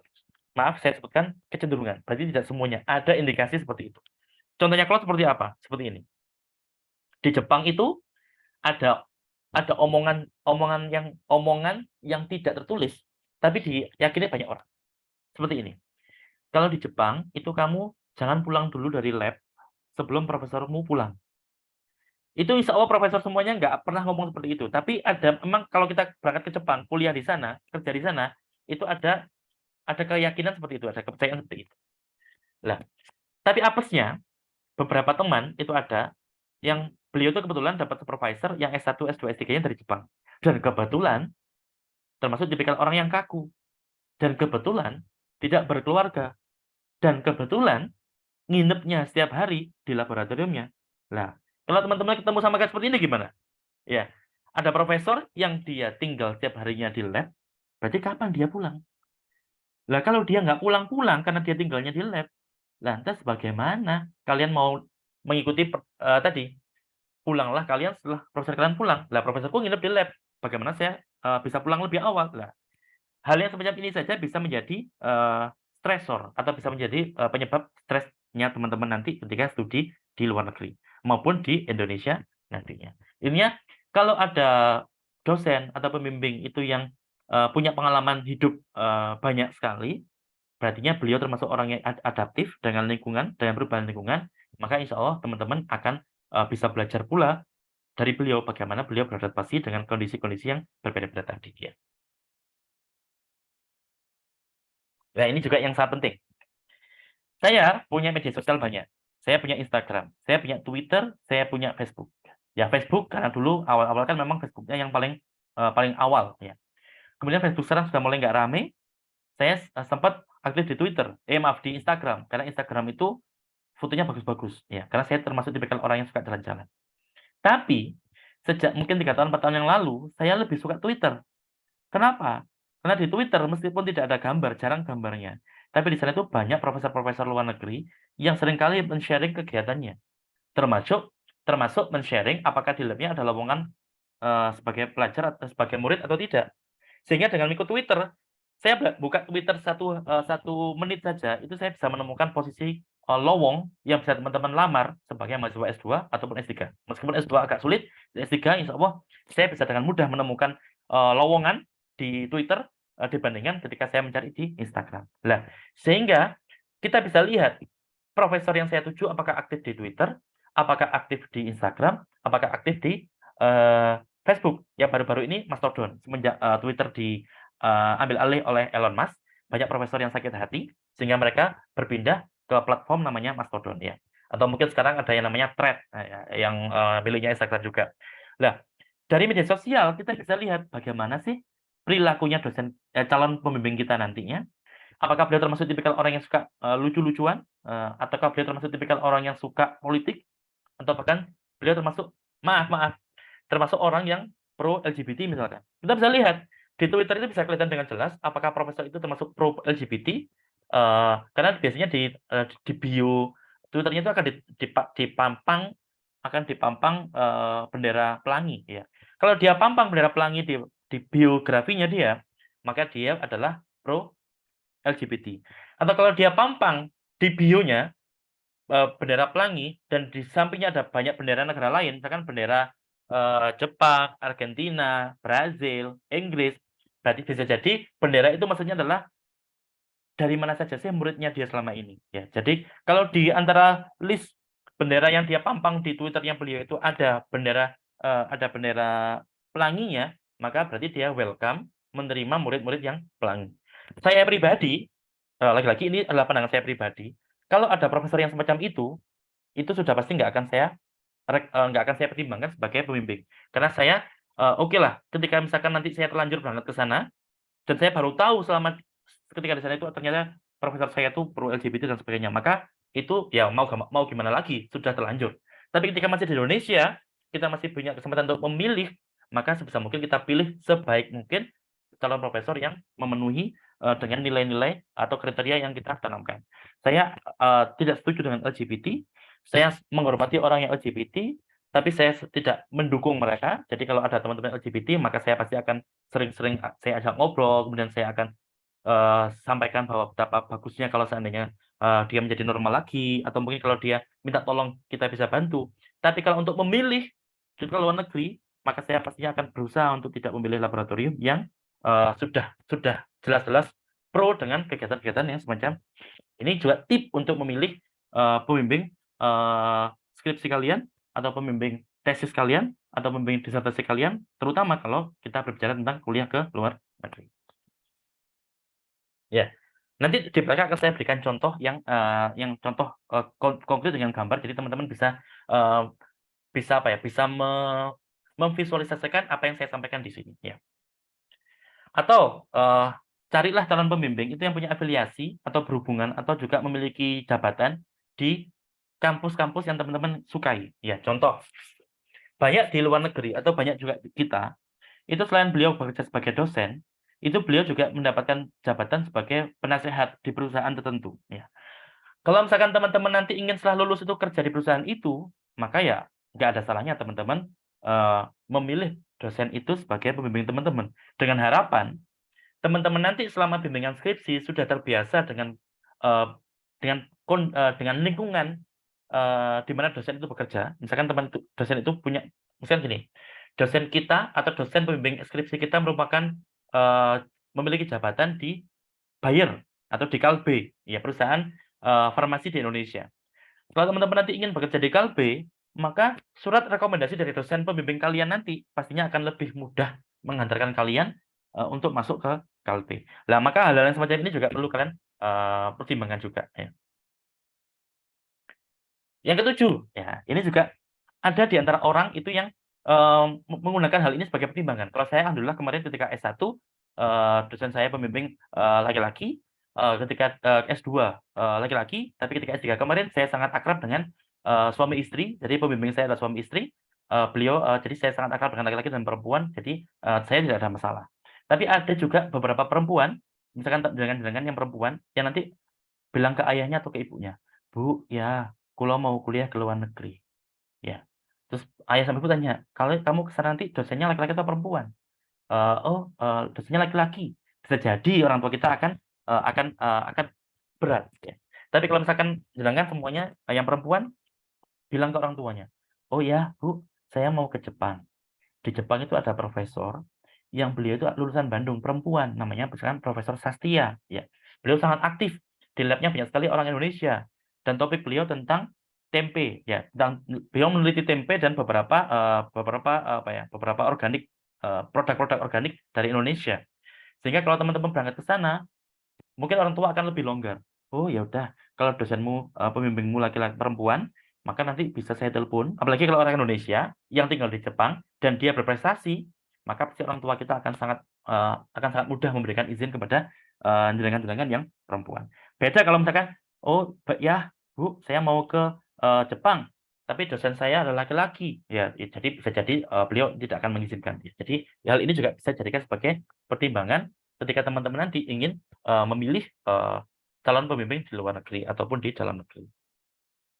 Dan seterusnya, ya kayak tadi ini yang saya sebutkan, misalkan tadi di bio-nya jelas declare bahwa beliau pro LGBT, maka kalau saya pribadi tidak akan masuk ke lab yang bersangkutan. Ya. Jadi ini merupakan tadi setelah awal kita sudah identifikasi minat kita apa, kita mau bekerja di bidang apa. Yang kedua, kita harus memilih siapa yang layak menjadi pembimbing kita. Karena kita yang memilih, ya. Karena seringkali dosen itu nggak bisa memilih jenengan. Oke, kamu mau jadi pembimbing saya, dosen hanya tanya, tapi lagi-lagi yang memutuskan adalah jenengan. Oke, Bu, saya mau menjadi bimbingan Anda. Oke, saya mau menjadi bimbingan Anda, Pak. Meskipun di prakteknya seringkali kita memohon, Pak, Bu, apakah saya boleh menjadi bimbingan Anda? Tapi sebelum Anda berangkat maju ke calon pembimbing, kan jenengan memutuskan, apakah saya mau menjadi bimbingannya beliau, apakah saya siap menjadi bimbingannya beliau. Jadi lagi-lagi keputusan terbesar adalah dari diri kita. Oleh karena itu jangan sampai kita menyalahkan, oh aku tadi udah masuk ke grup ini, ternyata nggak sesuai dengan harapan saya. Yaitu salahnya ya salahnya di kita. Kenapa kita tidak riset terlebih dahulu sebelum kita bergabung dengan tim atau menjadi bimbingan daripada seorang dosen. Walau bagaimanapun dosen juga seorang manusia normal, seringkali beliau juga bisa jadi ada masalah mungkin di rumah, bisa jadi ada masalah di kantor, sehingga sama saja dengan orang tua kita di rumah. Mungkin kadang beliau juga akan marah, tapi semuanya itu insya Allah untuk kebaikan kita sebagai murid bimbingan. Ya, sebagai contoh, ini contoh konkretnya, ya. Contoh konkret ya. Jadi ini merupakan kalau saya sekarang ada kesempatan, kalau saya diberi kesempatan untuk lanjut lagi S3 di luar negeri, maka saya pastinya akan memilih beliau ini sebagai pembimbing saya. Beliau sudah saya sudah adore itu berarti saya sudah kagum sama beliau sejak 4 tahun yang lalu. Tapi saya belum pernah ada kesempatan untuk bisa berangkat ke sana. Ya. Tapi selama 4 tahun itu kalau saya sedang stres atau sedang butuh motivasi, maka saya pasti akan melihat websitenya beliau. Ya. Di sini bisa saya lihat. Pertama yang saya ingin mari kita praktekkan. Apa yang membuat kita memilih seseorang itu menjadi pembimbing kita? Ya. Lebih-lebih kalau kita sedang di luar negeri. Yang pertama, kalau saya lihat fotonya dulu. Kalau di foto itu beliau senyum yang menyenangkan, kemudian terkesan senyumnya itu enak dilihat, saya akan pasti mempertimbangkan beliau sebagai calon pembimbing pertama. Karena entah ini kelebihan atau tidak, tapi saya tuh bisa melihat dari senyum seseorang, apakah senyum itu tulus atau tidak. Ya. Jadi kalau ada foto seorang profesor, maka saya lihat dulu fotonya, apakah itu profesor bisa saya pilih untuk menjadi pembimbing. Itu yang pertama. Ya.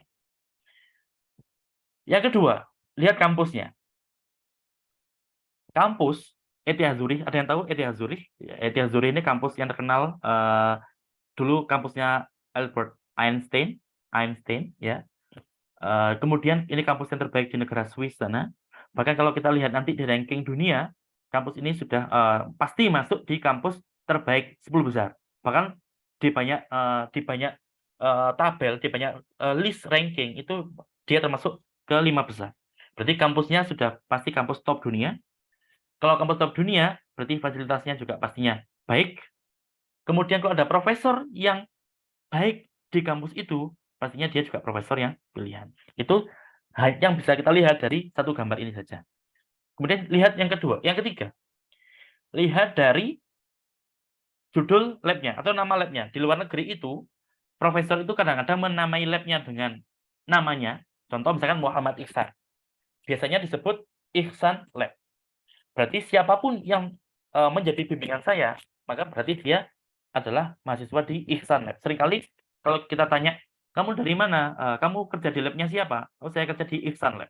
Itu hal yang lumrah. Atau misalkan kalau di kasus ini, maka bisa jadi kita sebut sebagai Schroeder Lab, atau labnya Pak Schroeder, ya. Atau labnya Profesor Schroeder. Ya. Karena saya suka dengan beliau fotonya, ini alasan yang tidak ilmiah, tapi alasan yang sangat emosional. Oke, saya suka dengan fotonya, kemudian saya suka dengan kampusnya, kemudian saya suka dengan Swissnya. Negara Swiss itu negara yang sangat indah. Negara yang sangat indah, cuman mahal. Sehingga kalau teman-teman mau berangkat ke Swiss dengan uang pribadi, sangat tidak saya rekomendasikan. Tapi kalau ke luar negeri, ke Swiss dengan beasiswa, sangat saya rekomendasikan. Negaranya relatif aman, Islam di sana sangat dihormati, ya. Kemudian juga kampusnya ada kampus yang luar biasa bagus. Pas stres di kampus kita tinggal lari keluar untuk melihat pemandangan yang sangat indah, ya. Jadi itu merupakan faktor-faktor yang teman-teman bisa pertimbangkan sebelum memilih negara tujuan, kampus tujuan, lab tujuan, ataupun calon profesor sebagai supervisor kalian. Topiknya, lihat. Kita kembali ke contoh awal tadi. Pertimbangan pertama saya ketika saya sedang mengidentifikasi minat penelitian saya, maka saya berminat meneliti tentang tulang. Maka saya lihat apakah beliau memiliki minat yang sama juga dengan saya. Apakah beliau punya minat di tulang? Ya. Ternyata saya cek di websitenya, beliau ada. Beliau mempublikasikan beberapa karya ilmiah beliau tentang tulang. Berarti, oke, berarti beliau memiliki kesamaan dengan saya. Meskipun mungkin beliau juga memiliki minat lain di bidang lain, tapi paling tidak beliau memiliki minat tulang yang sama dengan saya. Oke, berarti kalau kita pakai sistem centang, oke, centang pertama senyumnya kelihatan enak dilihat. Centang pertama buat saya. Centang kedua, profesor ini tinggalnya di Swiss dan dia kampus terbaik di Swiss. Centang kedua, kampus top. Kemudian profesornya profesor top. Kemudian yang ketiga, dia punya minat yang sama dengan saya tentang top ya. Jadi kita punya banyak centang sampai nanti di akhir kita putuskan apakah beliau termasuk profesor yang bisa menjadi pembimbing yang baik bagi kita. Kemudian kita lihat apa sih topik penelitian beliau lainnya. Kita lihat di sini di website-nya lagi. Beliau tertarik pada tulang. Di poin nomor 3 beliau tertarik dengan tulang dan juga dengan kanker tulang. Kemudian beliau punya minat yang pertama dan minat yang kedua. Nah, kalau saya ingin membuat beliau impress, kalau saya ingin membuat beliau tertarik dengan saya dan akhirnya mau merekrut saya sebagai bimbingan beliau, maka saya juga harus mempelajari poin pertama dan kedua. Saya pelajari papernya beliau, saya mempelajari jurnalnya beliau, saya pelajari karya ilmiahnya beliau. Kemudian nanti saya gunakan pengetahuan itu untuk membuat proposal penelitian. Ya, terutama kalau S3 itu wajib ada proposal penelitian. Supaya apa? Supaya beliau impress, supaya beliau tertarik dengan, oh, anak ini kelihatan banget membaca karya saya. Siapapun orang, kalau merasa dihargai, pasti dia akan bunga, pasti akan senang. Ya. Kalau sudah orang senang, pasti dia akan mau menerima permintaan kita. Dalam konteks ini, permintaan kita adalah untuk mau diterima sebagai muridnya dia. Ya. Oleh karena itu, setelah saya lihat senyumnya tadi, kemudian saya tahu bahwa dia punya minat yang sama dengan saya, kemudian saya berusaha kenali lebih dalam orang ini bagaimana sih cara dia berpikir, ya, dengan saya melihat di beberapa karya ilmiahnya. Ya. Semua itu bisa teman-teman peroleh di websitenya beliau. Ya, kita lihat ini saya zoom bagian bawah. Maka di websitenya orang-orang profesor-profesor di luar negeri sana, termasuk di Indonesia sedikit yang profesor yang memiliki website. Di luar negeri sana pasti profesor memiliki website. Maka teman-teman bisa lihat. Kalau teman-teman mau lihat minat risetnya profesor itu, teman-teman tinggal klik bagian research. Ini klik menu research ya. Atau kalau teman-teman ingin melihat sejauh mana publikasinya beliau, apakah beliau termasuk orang yang aktif meneliti, tinggal diklik bagian publikasinya atau publications kalau bahasa Inggrisnya. Kalau teman-teman ingin tahu apakah ada posisi kosong, maka teman-teman tinggal lihat apakah di bagian open positions atau kadang-kadang ada istilah jobs advertising atau ada job offer atau ada job saja. Jadi biasanya di bagian paling pojok itu ada menu yang kalau teman-teman klik menu itu nanti akan membuat teman-teman di sebuah halaman web yang menyatakan apakah ada posisi kosong di lab itu yang bisa teman-teman lamar. Ya. Jadi metode website merupakan metode yang paling mudah yang bisa teman-teman lakukan untuk mengenali apakah seorang profesor itu merupakan calon yang sangat layak atau ideal untuk bisa mendukung teman-teman studi dan juga mendukung teman-teman ketika teman-teman nanti berkarir pasca studi.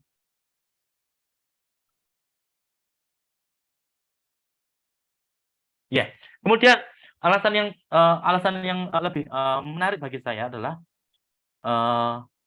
ternyata beliau juga punya pengalaman tinggal di banyak negara. Ya, misalkan beliau ketika beliau belajar S1-nya beliau belajar di Jerman. Ya, beliau lahirnya di Afrika Selatan misalkan. Kemudian beliau belajar S1-nya di mana namanya? Di Jerman. Kemudian beliau S3-nya itu di Jerman juga. Di sela-sela waktu S3, beliau pernah berkunjung ke Jepang. Ini bagi saya sama beliau sudah ada kesamaan. Oke, saya pernah ke Jepang, beliau pernah ke Jepang. Oh, berarti dia tahu bagaimana situasinya kerja di Jepang. Jadi insya Allah beliau nggak akan kaget dengan saya ketika saya nanti bekerja di lab-nya beliau di Swiss nantinya. Itu juga faktor yang membuat saya tertarik dengan untuk bergabung. Semakin lama, semakin saya baca, semakin saya tertarik untuk bergabung dengan beliau. Ya. Kemudian juga ketika beliau postdoc itu berarti setelah lulus S3 dan teman-teman masih ingin lanjut meneliti, maka teman-teman nanti akan menjadi postdoc atau postdoktoral atau setelah doktoral. Ini tidak punya gelar, jadi nggak ada gelarnya. Kalau S3 kan nanti ada gelarnya doktor, atau kalau di luar negeri di Jerman gelarnya itu adalah dokter Lernat atau ada dokter Ing kayak Pak Habibie, ya. Atau kalau di tempat lain banyak yang PhD. Nah, jadi misalkan Muhammad Iksan belakangnya ada PhD. Itu semuanya gelar S3. Tapi kalau postdoc itu tidak ada gelarnya, jadi cuma pengalaman saja didapat. Beliau juga ketika postdoc, beliau juga berkunjung lagi ke Jepang. Jadi kalau saya melihatnya, saya simpulkan bahwa oh beliau tipikal orang yang punya ketertarikan di Jepang, sama dengan saya. Semakin menambah tadi centang, oke. Berarti orang ini sama-sama punya pengalaman di Jepang dan sama-sama suka dengan Jepang. Saya centang. Itu merupakan pertimbangan bagi saya sebelum saya putuskan untuk saya benar-benar melamar di tempatnya beliau. Di tengah-tengah jalan, saya juga semakin menambah data, saya riset. Saya kirim email ke beberapa murid beliau. Sampai detik ini saya sudah kirim email ke beberapa murid beliau, baik yang sudah aktif, yang masih aktif maupun sudah lulus. Saya tanya, bagaimana sih beliau ini? Apakah beliau termasuk baik atau tidak? Ya. Jadi sejauh ini saya dapat hasil yang baik, yang sangat positif. Jadi oleh karena itu sebagai contoh kasus, saya gunakan beliau, karena semua informasi ini ada di websitenya beliau, jadi insya Allah open for public, dan apalagi saya menyampaikan hal yang baik saja, jadi insya Allah ini merupakan contoh bagaimana sih cara kita untuk memilih calon pembimbing, baik itu dalam negeri maupun itu di luar negeri, baik itu untuk S2, S3, S1 maupun nanti untuk magang. Ditambah, ya, apakah beliau termasuk profesor yang expert di bidangnya, ditambah juga rajin bergaul. Tandanya apa? Lihat juga di websitenya beliau. Ya, beliau misalkan di websitenya beliau lengkap informasinya. Misalkan mulai tahun 2008 beliau mulai menjabat sebagai profesor atau dosen tetap di kampus itu. Ya. Sebagai contoh, saya sampai detik ini belum menjadi dosen tetap. Ya, jadi saya masih proses untuk menuju ke sana. Ya. Tapi kalau dosen tetap, insya Allah banyak di kampus kita, misalkan ada Dr. Bu Eni dan Pak Nanang, semua itu dosen tetap, jadi itu bisa menjadi pilihan teman-teman untuk menjadi pembimbing skripsi. Karena kalau saya tidak bisa menjadi pembimbing skripsi sebelum saya menjadi dosen tetap. Ya. Tapi kalau kita lihat, kalau kita ingin memilih dosen untuk menjadi pembimbing kita, pastikan beliau sudah menjadi dosen tetap. Kemudian beliau juga menjabat sebagai menjadi dewan direksi, menjadi direksi di banyak komunitas.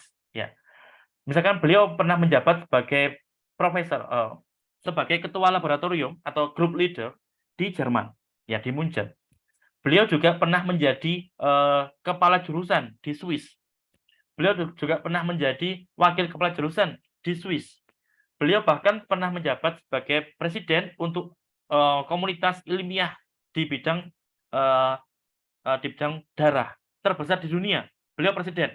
Semakin meyakinkan kita bahwa orang-orang yang semacam inilah merupakan calon profesor atau calon pembimbing yang memenuhi kriteria sebagai calon pembimbing yang tadi, yang leadership-nya bagus, yang tidak saja menyuruh-nyuruh kita, tapi bisa jadi dia akan menyuruh kita sesekali, membimbing kita mayoritas waktunya, kemudian nanti akan membantu kita menemukan solusi ketika kita ada masalah, termasuk nanti ketika kita sudah lulus, beliau ini juga akan membantu kita untuk menemukan karir yang tepat. Ya, karena itu juga pertimbangan saya. Saya nggak mau mendapatkan dosen atau pembimbing yang hanya saja pintar meneliti, tapi tidak bisa bergaul. Karena kalau dia nggak bisa bergaul, maka mungkin saja dia termasuk tipikal profesor yang suka memanipulasi data. Ada beberapa seperti itu. Ya. Tapi kalau yang suka bergaul, pastinya selama proses waktu, dia akan sering bertemu dengan profesor lainnya, akan sering tukar pandangan, dan selama kurun waktu yang tertentu, mereka terus seperti itu, dan tidak ada pernah perlawanan dari orang lain, maka berarti orang ini punya nilai lebih di kalangan ilmuwan-ilmuwan di bidang. Ya, oleh karena itu, lagi-lagi fakta ini membuat saya menjadi centang tambahan bagi beliau. Itu merupakan salah satu tanda atau cara untuk kita bisa memilih calon profesor yang baik bagi kita. Ya. Masalahnya adalah ini, masalahnya. Belum ada pertanyaan ini ya. Masalahnya adalah kalau profesor yang sudah high profile semacam ini, itu masuknya itu sulit. Karena beliau juga pasti akan menerima mahasiswa yang hanya yang baik-baik saja. Ya. Oleh karena itu saya sampai sekarang masih ragu untuk melamar ke beliau. Tapi intinya apa?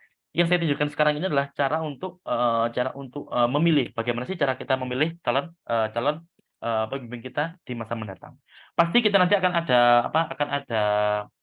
ada satu bidang atau satu hal atau dua hal yang harus kita perkorbankan, sehingga nanti saya nggak bisa melamar ke labnya beliau karena saya ditolak misalkan, maka dengan hal itu teman-teman mau nggak mau harus melamar ke tempat lain yang mungkin secara kriteria tidak bisa memenuhi kriteria sebaik yang beliau miliki berdasarkan listnya teman-teman sendiri. Ya, jadi itu merupakan kelegowoan yang pastinya harus kita lakukan di setiap tahapan kehidupan kita.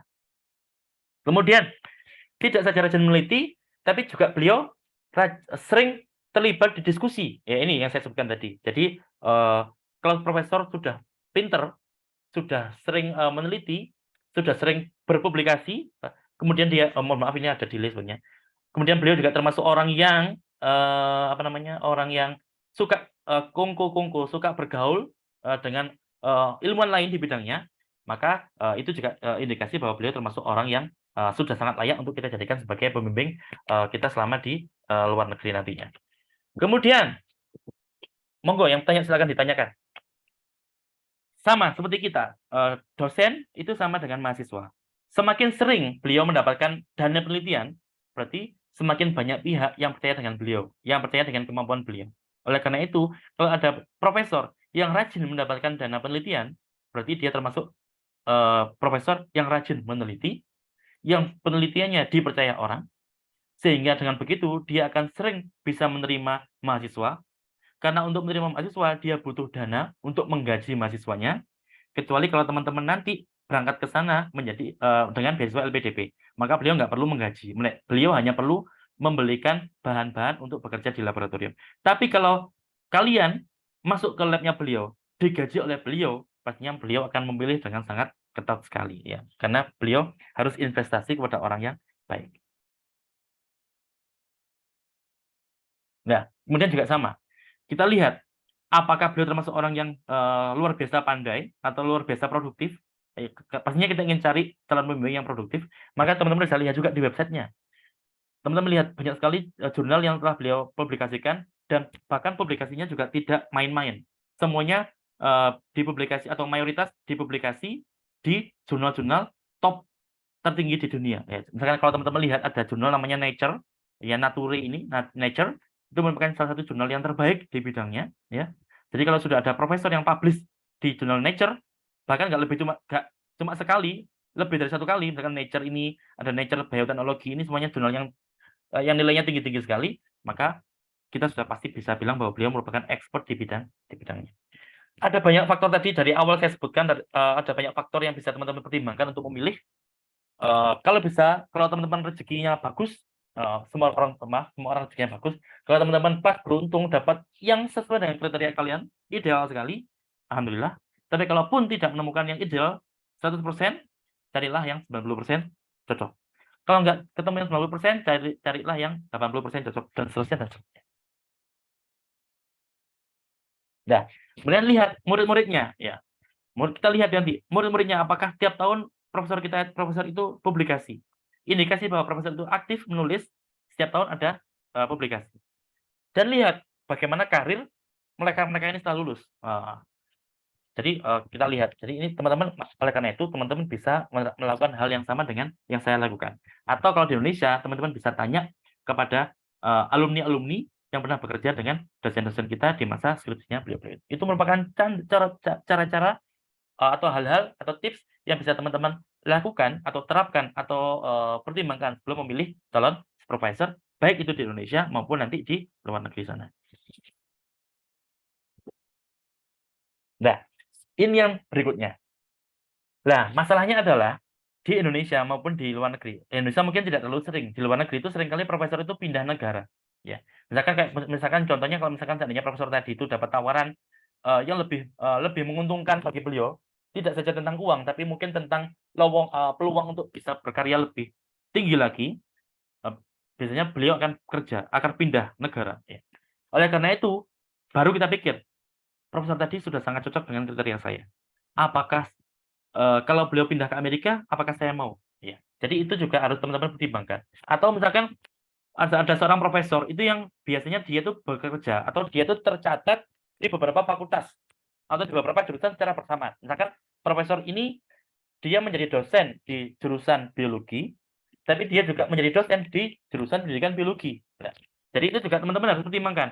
Kalau nanti saya bergabung sama profesor itu, saya mau tergabungnya di pendidikan biologi atau di biologinya. Itu juga teman-teman harus pertimbangkan. Ya. Oleh karena itu, pilih di jurusan yang terbaik yang masih berkaitan sama profesor itu tadi. Ya. Atau pilihan yang kedua, cari jurusan yang teman-teman minati. Sebagai contoh ya. Selain profesor ini tadi di Swiss, saya juga berminat untuk bergabung dengan satu profesor di Arab Saudi. Ya. Bedanya kalau di Arab Saudi, itu saya tertariknya untuk riset tentang machine learning atau tentang bioinformatika. Pure 100%. Kalau di Swiss, saya akan bekerja dengan tikus. Tapi kalau di Arab Saudi, saya akan bekerja hanya dengan komputer saja. Ya. Sehingga, ya, profesor yang di Arab Saudi ini, dia itu tercatat di 3 jurusan berbeda. Di jurusan teknik biomedis, di jurusan bioscience, dan juga di jurusan ilmu komputer. Nah, kalau saya ingin bergabung sama beliau, saya harus putuskan. Saya ingin menjadi PhD di bidang computer science kah? Atau menjadi PhD di bidang bioscience kah? Atau menjadi PhD di bidang teknik biomedis. Ya. Sehingga nanti saya harus daftarnya kemana, itulah yang menentukan nanti kita akan jadi apa. Ya. Karena meskipun profesor kita sama, tapi tetap nanti program studinya, desain program studinya itu akan menentukan bagaimana kita akan dibentuk selama proses studi di sana. Monggo, belum ada pertanyaan di grupnya. Saya tambahkan dulu. Ya. Kemudian tahap baru kota. Ya. Banyak profesor di luar negeri itu yang dia punya lab lebih dari satu. Ya. Misalkan ada profesor itu yang punya lab di Swiss, tapi dia juga punya lab di Jerman. Itu banyak. Ya. Jadi teman-teman kalau sudah search sama profesornya, sudah search sama bidang riset profesornya, tinggal dipilih. Oh, profesorku ini punya lab di Jerman, saya punya lab di Swiss. Milih Jerman, saya Swiss, saya lebih suka yang mana? Teman-teman mulai berpikir, oh saya kayaknya lebih suka Swiss deh. Dan kalau di Swiss, profesor ini kantornya atau labnya di kota namanya Zurich misalkan, atau di kotanya Basel. Di Basel ini banyak pabrik-pabrik obat, yang mana saya tertarik sama obat. Sehingga saya lebih suka di Swiss, di kota Basel. Atau enggak, saya lebih suka di Inggris, di London. Maka ya itu tadi teman-teman harus memilih atau mencari profesor yang tinggalnya di London. Ya, jadi pastikan teman-teman pilih tempat yang paling ideal bagi teman-teman. Misalkan ini hasil riset terbaru, London merupakan tempat yang paling ideal, tempat yang paling suportif bagi mahasiswa asli Indonesia. Kemudian berikutnya Tokyo, berikutnya Seoul di Korea Selatan, kemudian Melbourne. Ya, jadi silakan teman-teman memilih. Oke, saya mau ke Inggris, berarti saya harus cari profesor yang ada di Inggris. Jadi saya harus mencari profesor yang minatnya sama dengan saya di Inggris. Itu semuanya teman-teman silakan pertimbangkan sebelum memilih calon dosen yang menjadi pembimbing kalian di masa mendatang. Negara. Kayak negara favorit. Sebagai contoh, saya pribadi kalau disuruh memilih antara Amerika Serikat dengan Jerman, berarti saya memilih Jerman. Memilih Amerika Serikat dengan Swiss, berarti saya memilih Swiss. Disuruh memilih antara Inggris dengan Jerman, saat ini kalau ditanya, saya cenderung memilih Inggris. Karena saya sudah pernah ke Jerman. Jadi, semua itu pasti akan berbeda tergantung apa yang pernah kita hadapi di masa lalu. Ya, itu semua tergantung teman-teman ingin ke negara mana. Ya. Ada juga teman-teman yang lebih suka melamar ke kampus, yang kampus itu program studinya itu paling mudah mengeluarkan tanda terima atau yang kemarin kita bahas namanya LOA atau Letter of Acceptance. Yang mana letter of acceptance ini yang teman-teman butuhkan untuk melamar beasiswa. Ada sebuah kampus di Belanda yang kalau teman-teman hitung jumlah mahasiswa Indonesia di sana yang berangkat ke sana dengan beasiswa LPDP itu jumlahnya paling banyak. Kampus itu, jurusan itu, kalau nggak salah saya jurusannya pertanian, jurusan itu merupakan jurusan yang terbaik di dunia. Udah jurusan yang terbaik di dunia, di Belanda itu bagus sekali. Di Belanda itu teman-teman kalau lihat, di Belanda itu bagus sekali, bersih sekali, apalagi Amsterdam. Bagus sekali, ditambah lagi jurusannya jurusan terbaik di dunia, ditambah jurusan itu relatif mudah memberikan LOE. Karena mereka untuk memberikan LOE, mereka tidak memerlukan proses yang ribet. Kalau di Jepang itu banyak ribetnya. Kalau di kampus ini tadi, sudah dia kampusnya, sudah dia jurusannya sangat bagus, terbaik di dunia, tapi dia juga mudah mengeluarkan LOE, sehingga nikmat mana lagi yang kita dustakan. Ya pastinya nggak heran banyak sekali orang atau teman-teman kita orang Indonesia yang berangkat ke sana, ya karena tadi bukan saja karena Belandanya bagus, bukan saja karena kotanya kota indah, bukan saja karena di sana itu kampusnya bagus, jurusannya bagus, tapi juga ditambah dengan administrasinya juga yang sangat memudahkan kita untuk mendapatkan LOE atau surat tanda terima. Kemudian juga list beasiswa. Pastikan kalau teman-teman nanti mau melamar beasiswa LPDP misalkan, atau beasiswa Indonesia Bangkit yang kemarin kita bahas, pastikan kampus tujuan teman-teman nanti itu sudah termasuk di listnya LPDP. Jangan sampai teman-teman nanti sudah susah payah melamar di kampus itu, ternyata kampus itu tidak masuk listnya LPDP. Oke lah, LPDP masih kadang-kadang kompromi. LPDP masih mau menerima atau masih mau mendanai mahasiswa Indonesia yang kuliah di kampus luar negeri, meskipun kampus itu tidak termasuk di listnya LPDP, asalkan kampus itu atau program studi itu memiliki keunggulan yang bisa jadi tidak dimiliki oleh jurusan yang lain, ya, yang ada di listnya LPDP. Tapi itu perlu penjelasan. Relatif sulit bagi kita untuk menjelaskan ke LPDP karena kita butuh memberikan bukti yang banyak ke LPDP supaya LPDP yakin, dibandingkan kalau kita mendaftar di kampus di jurusan yang sudah pasti termasuk listnya LPDP. Jadi itu juga menjadi pertimbangan sebelum teman-teman memutuskan untuk mencari program studi tujuan, termasuk mencari calon pembimbing di program studi yang bersangkutan. Ya, opsi lain, ya. Opsi lain, kalau misalkan, Pak, saya IPK pas-pasan. Pak, saya pengalaman kerja pas-pasan. Pak, saya bahasa Inggris saya pas-pasan. Pas-pasan tapi cukup, ya. Tapi untuk melamar ke kampus top, tidak bisa. Sehingga, coba rajin-rajin browsing di internet. Coba cari, apakah di kampus itu sedang membuka program studi baru. Yang mana dengan baru membuka program studi baru, biasanya, dan program studinya tadi masih berkaitan sama minat kita. Karena dia masih baru, biasanya syaratnya itu masih agak longgar. Sehingga dengan begitu, teman-teman nanti bisa melamar di kampus top, di jurusan yang baru, yang yakinlah insya Allah, karena kampusnya top, berarti nanti insya Allah ke depan program studinya pun juga akan menjadi top. Tapi hanya gara-gara masih baru dibuka atau baru diresmikan, syaratnya relatif longgar, teman-teman bisa bergabung menjadi alumni pertama di jurusan itu. Yang mana nantinya pasti teman-teman akan lulus, dan ketika lulus, teman-teman bisa, wah, aku ternyata alumni di jurusan itu. Sekarang sudah menjadi sangat top, di kampus yang top. Jadi itu merupakan, salah satu strategi atau tips, kalau teman-teman ingin kekeh, Pak, meskipun saya IPK saya pas-pasan, saya pas-pasan, saya masih mau tetap melamar ke kampus top, ya udah, yang saya teman-teman lakukan adalah menunggu waktu dan mencari celah. Menunggu ada jurusan baru yang didirikan yang masih berkaitan sama topik kita, maka dia pastinya akan bisa menerima kita karena syaratnya biasanya dilonggarkan. Tapi nanti kalau sudah mulai 3 tahun, 4 tahun, 5 tahun pasca dia berdiri, dia sudah mulai akan semakin ketat, dan semakin ketat. Atau ini yang paling gampang tadi saya sebutkan, melamarlah ke profesor yang pernah menjadi pembimbingnya jenengan semua ketika S1, atau pernah menjadi pembimbingnya saudara kalian yang pernah ke luar negeri tersebut. Jadi itu akan memudahkan teman-teman untuk mengetahui bagaimana sifat daripada pembimbing atau dari calon pembimbing yang teman-teman ingin tuju. Terakhir, ini juga ada beberapa orang yang kuliah memilih jurusan itu tergantung pada jurusan itu nanti akan memberi gelar apa. Ya. Seperti misalkan saya kemarin ketika di Jepang, saya tidak fokus kepada gelar, jadi saya dapat gelar MN, ya, jadi engineering. Yang ternyata belakangan saya baru tahu bahwa di Indonesia itu seringkali menjadi masalah. Makanya kalau teman-teman tahu di beberapa dokumen saya tuliskan Muhammad Ihsan M.Bio.Eng, karena banyak orang-orang yang salah paham, mereka berpikir bahwa saya lulusan teknik murni, padahal saya lulusan teknik biologi, ya. Sehingga seringkali ketika saya dulu melamar kerja, mereka nggak mau menerima saya karena mereka butuhnya orang biologi, tapi mereka melihat saya MN, yaitu seringkali menjadi kendala. Oleh karena itu, nggak heran juga saat ini saya akan merekomendasikan ketika kalian nanti memilih jurusan, pintar-pintar cari mereka yang memberikan gelar yang dikenal umum. Ya, misalkan kalau memang orang biologi, ya kalau di Indonesia carilah yang memberi gelar SSI atau SPD kalau pendidikan biologi. Atau kalau S2 ya MSI. Kalau di Indonesia, kalau di luar negeri MSc. Ini MSc itu gelar untuk orang-orang cari sains. Atau misalkan kalau di Australia itu ada namanya MPhil, ya. Itu juga identik dengan kita sains. Atau bahkan MRes, ya. Itu juga identik dengan sains. Jadi hal-hal ini identik dengan sains. Tapi kalau MN itu relatif jauh dengan kita di biologi dan kimia dan fisika dan lain sebagainya. Jadi hal ini juga bisa dipertimbangkan sebelum teman-teman memilih program studi ataupun kampus yang diinginkan.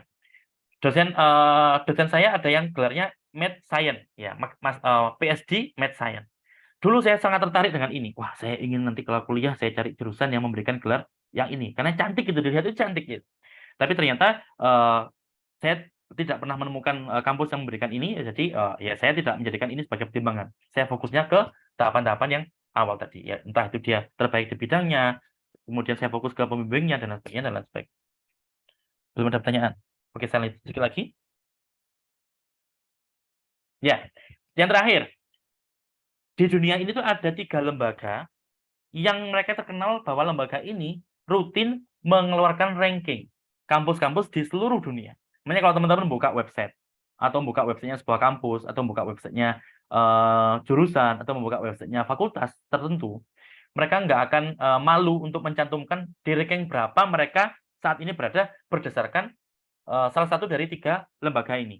Kalau Indonesia ada 4. Yang keempat nggak saya bahas di sini, karena yang keempat itu tergantung pada aktivitas websitenya. Ya. Tapi kalau di sini, saya akan bahas tentang ini. Ada namanya QS, jadi ada lembaga yang dia aktif mempublikasikan atau meranking kampus-kampus di dunia berdasarkan parameter yang mereka yakini.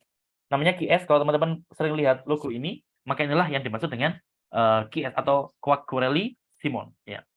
Jadi dia terpercaya sebagai, kalau sudah kampus itu diberi ranking sama dia, maka banyak orang yang percaya dengan rankingnya itu. Ya. Atau kalau ada jurusan yang sudah di-ranking sama dia, maka bisa jadi orang-orang banyak percaya dengan ranking itu. Makanya tadi saya sebutkan, ada kampus di Jerman, ada kampus di Belanda, yang di kampus itu jurusannya itu ada satu jurusan itu terbaik di dunia. Kok bisa tahu? Ya karena ada lembaga-lembaga semacam ini yang sudah merilis pengumuman bahwa jurusan itu merupakan jurusan terbaik di dunia setelah dilihat dari banyak aspek dari jurusan tersebut. Oleh karena itu kalau nanti teman-teman ingin menjadi, oke Pak, saya ingin S2 di pendidikan biologi, lihat di sini. Mana pendidikan biologi yang paling bagus jurusannya di dunia ini. Atau mungkin kalau Pak, saya mau ke Jepang, tapi saya mau mencari kampus yang paling bagus di Jepang untuk bidang pendidikan biologi, juga bisa cari di websitenya QS ini. Lembaga yang kedua yaitu Times Higher Education atau THE.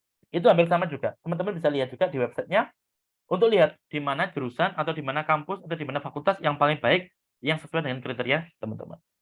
Yang ketiga ada Shanghai Ranking Consultancy atau The Academic Ranking of World Universities, atau singkatannya adalah ARWU kalau di Indonesia kan. Maka dia juga melakukan hal yang sama. Tiga lembaga inilah yang sangat dipercaya sebagai lembaga yang bisa mengeluarkan ranking kampus ataupun jurusan berdasarkan dengan banyak aspek yang masing-masing mereka teliti. Banyak tiga lembaga ini seringkali menghasilkan hasil yang berbeda. Contoh kasus, ya. Contoh kasus sekarang kita fokus ke 5 kampus terbaik di dunia. Kita lihat kalau kita merujuk pada QS World University Ranking, maka kampus yang pertama menurut mereka adalah MIT di Amerika Serikat. Diikuti sama University of Cambridge di Inggris, Kemudian ranking 3 adalah University of Oxford. Berarti ini secara kampus ya, ini berdasarkan kampusnya. Kita nggak ngomong jurusannya dulu. Jadi kalau menurut kampus, yang terbaik menurut QS World University Ranking adalah MIT, Amerika. Ranking 2-nya adalah Cambridge. Ranking ketiganya adalah Oxford. Baru ranking keempat adalah Harvard University. Baru nanti ranking kelima adalah Stanford University. Stanford ini kampusnya kemarin, kampusnya artis ya, mau di Ayunda. Ya. Jadi kalau kita percaya pada QS World Ranking, maka kita akan mendapati ranking semacam ini. Ya, nanti teman-teman bisa lihat, oh saya mau cari ranking di Indonesia. Ranking di Indonesia kampus terbaiknya siapa? Kemudian ranking kampus kita sekarang ranking berapa? Itu juga bisa lihat di QS World University Ranking. Semuanya ada di sana. Tapi kalau Indonesia, itu insya Allah rankingnya 400 ke atas. Ya, jadi 400 ke bawah. Ya, kita maklumi karena kita nggak kita memang masih banyak tertinggal, terutama untuk hal infrastruktur kita tertinggal. Tapi kalau untuk kualitas dosen, insya Allah kita tidak tertinggal. Apalagi kalau kita ngomong tentang pendidikan, percayalah dosen-dosen kita sudah sangat luar biasa untuk pendidikannya. Kalau sekarang kita lihat ke lembaga yang kedua, yaitu THE atau Timed Higher Education. Maka kalau menurut mereka, justru ranking pertamanya adalah University of Oxford. Ya, ada nilai-nilainya. Menurut dia berbeda. Kalau tadi di QS itu ranking pertama adalah MIT. Kalau di THE ranking pertama adalah Oxford. Ranking kedua adalah Harvard University Amerika Serikat. Padahal kalau di QS World, Harvard ada di ranking 4. Tapi kalau kita bacanya gimana? Oh, toh di dua-duanya ini Harvard masuk 5 besar. Berarti Harvard memang masih baik, sangat baik, bahkan terbaik di dunia ini. Ya. Tapi nanti kalau kita sudah ngomong jurusan, Pak saya mau ke jurusan biologi, ya rankingnya akan berubah lagi. Bisa jadi Harvard nanti akan jadi ranking pertama untuk jurusan biologi. Jadi itu cara untuk mengetahui bagaimana kita memilih jurusan tujuan kita di masa mendatang. Yang ketiga juga ada namanya ini tadi, yang ARWU tadi, Academic Ranking of World Universities. Lagi-lagi menurut ARWU, ranking pertama berbeda lagi, yaitu Harvard University. Ya. Jadi kalau di yang tadi MIT, yang THE Oxford, di ARWU, di Shanghai ini, Shanghai Ranking, itu adalah Harvard University. Ranking 2 Cambridge, di sini Harvard, di sini adalah Stanford. Di sini ranking ketiga adalah Oxford, yang di sini Cambridge, yang di sini adalah MIT. Jadi kurang lebih mereka memiliki perbedaan, tapi perbedaannya tidak signifikan. Ya, jadi itulah cara untuk memilih kampus unggulan atau kampus terbaik. Termasuk di Indonesia, kita juga bisa menerapkan hal yang sama. Jadi masing-masing lembaga tadi menyediakan banyak hal. Jadi teman-teman nanti bisa explore website mereka sebelum teman-teman putuskan mau kemanakah teman-teman nanti lanjut kuliah S2-nya maupun lanjut kuliah S3-nya. Ya. Jadi itu bisa teman-teman lihat nanti. Ini adalah cara untuk paling tidak ini merupakan salah satu cara yang bisa teman-teman gunakan untuk memutuskan manakah kampus ataupun jurusan yang teman-teman ingin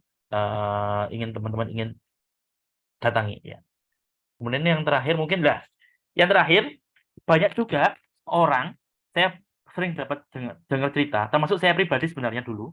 Saya dulu ketika S2 itu awalnya berusaha untuk ini. Saya tidak mengikuti apa yang saya sampaikan tadi, tapi cara saya zaman dulu adalah saya berpikir sebaliknya. Jadi saya pilih negaranya dulu. Oke, saya dulu paling ingin ke Australia, karena dulu saya sangat senang ingin dengan peternakan, ingin punya peternakan kambing.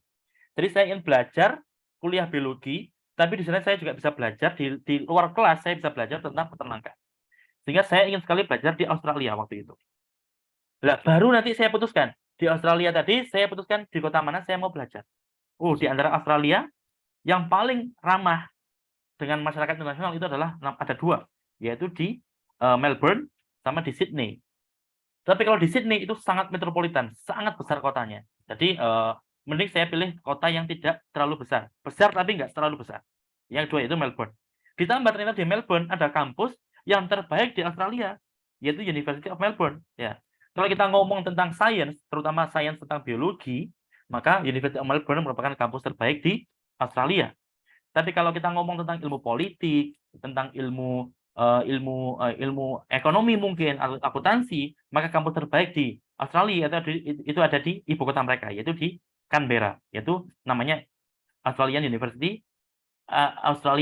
National University, atau singkatannya ANU. Jadi itu merupakan pertimbangan. Tapi kalau saya biologi, maka saya condongnya ke Melbourne. Pertama Melbourne itu, terus kemudian saya baru teliti, Melbourne itu ternyata bagus ya, Melbourne itu ternyata dekat pantai. Terus Melbourne itu kalau di peta dia letaknya di paling ujung bawah. Jadi kalau di peta itu paling ujung. Jadi berarti paling jauh dari Indonesia, berarti paling dekat sama kutub selatan. Wah, kayaknya keren deh kalau kita ke Melbourne, kita nanti puasanya di sana pasti puasanya lama sekali. Pasti itu nanti akan jadi pengalaman yang membekas bagi kita. Pasti nanti kalau kita pernah tinggal di sana, nanti ketika kita punya anak, kita pasti punya banyak cerita ke anak kita. Jadi hal-hal yang semacam itu juga menjadi cara berpikir saya. Jadi saya dulu itu tentukan negaranya dulu, kemudian tentukan kotanya, baru kemudian pilih kampusnya, baru kemudian pilih jurusannya. Jadi semakin kecil, baru saya pilih profesor saya. Ya, seperti itu. Jadi itu merupakan cara. Jadi teman-teman bisa pilih profesornya dulu, baru kemudian pilih jurusan di mana profesor itu kerja, kemudian pilih fakultasnya, kemudian pilih kampusnya, pilih negara kotanya, baru pilih negaranya, dan sebagainya. Atau dibalik, pilih negaranya dulu, pilih nanti kotanya, baru kemudian pilih macam-macam dan seterusnya. Ya. Jadi itu semuanya bisa dipilih. Untuk silakan teman-teman bisa menggunakan cara yang mana untuk memilih jurusan, untuk memilih fakultas, atau memilih kampus, atau bahkan memilih profesor yang ideal sesuai dengan kriteria teman-teman sekalian. Baik, mungkin seperti itu, Mbak. Mungkin kalau bisa saya kembalikan moderator. Mohon maaf kalau sangat panjang ya, tapi insya Allah manfaat untuk teman-teman sekalian. Amin. Terima kasih, Mbak. Saya kembalikan ke moderator.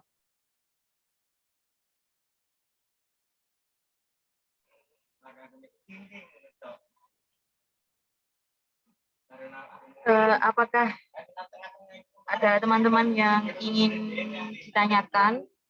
Silahkan ditulis di kolom obrolan. Terima kasih.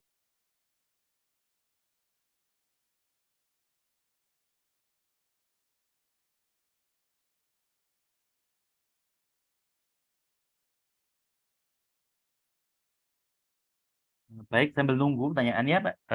Silakan nanti kalau yang pertanyaan bisa di-unmute juga karena kita sudah mepet waktunya, jadi nanti bisa supaya langsung bisa saya tanggapi. Tapi saya sedikit mengisi waktu untuk teman-teman yang masih belum punya kesibukan di pekan depan.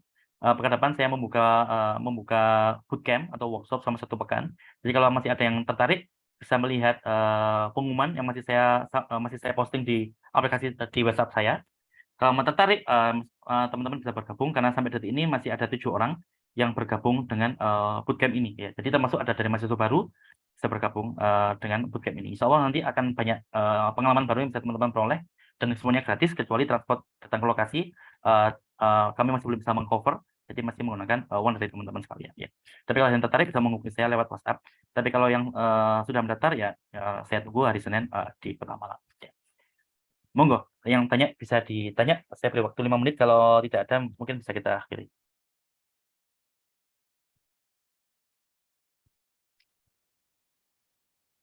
Ini tidur atau gimana ini? Karena terlalu panjang ceritanya ya. Ya. Ini kendalanya kalau kita online.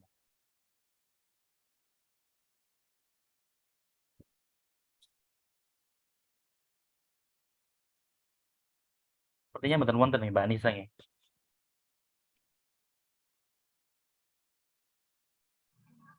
Bagaimana Pak? Apa kita akhiri saja biar nanti teman-teman yang ingin bertanya bisa di grup WhatsApp. Iya Mbak, mungkin begitu saja nggih. Nanti bisa teman-teman bisa bertanya di grup WhatsApp. Oke. Baik, saya akan menutup acara sharing beasiswa pada sore hari ini. Alhamdulillahirrahmanirrahim, acara sharing beasiswa pada sore hari ini telah selesai. Terima kasih kepada Bapak Ihsan yang sudah memberikan tips-tips mencari dan memilih supervisor penelitian dan juga program studi jurusan fakultas atau universitas tujuan. Dan juga terima kasih kepada teman-teman yang sudah bergabung. Semoga apa yang kita dapatkan pada sore hari ini dapat bermanfaat bagi kita semua. Semoga kita semua diberikan kesehatan agar bisa berjumpa Sabtu depan, insya Allah pada pertemuan keempat. Saya sebagai moderator acara pada sore hari ini, mohon maaf apabila ada salah kata yang saya sengaja maupun yang tidak saya sengaja. Wassalamualaikum warahmatullahi wabarakatuh. Waalaikumsalam warahmatullahi wabarakatuh.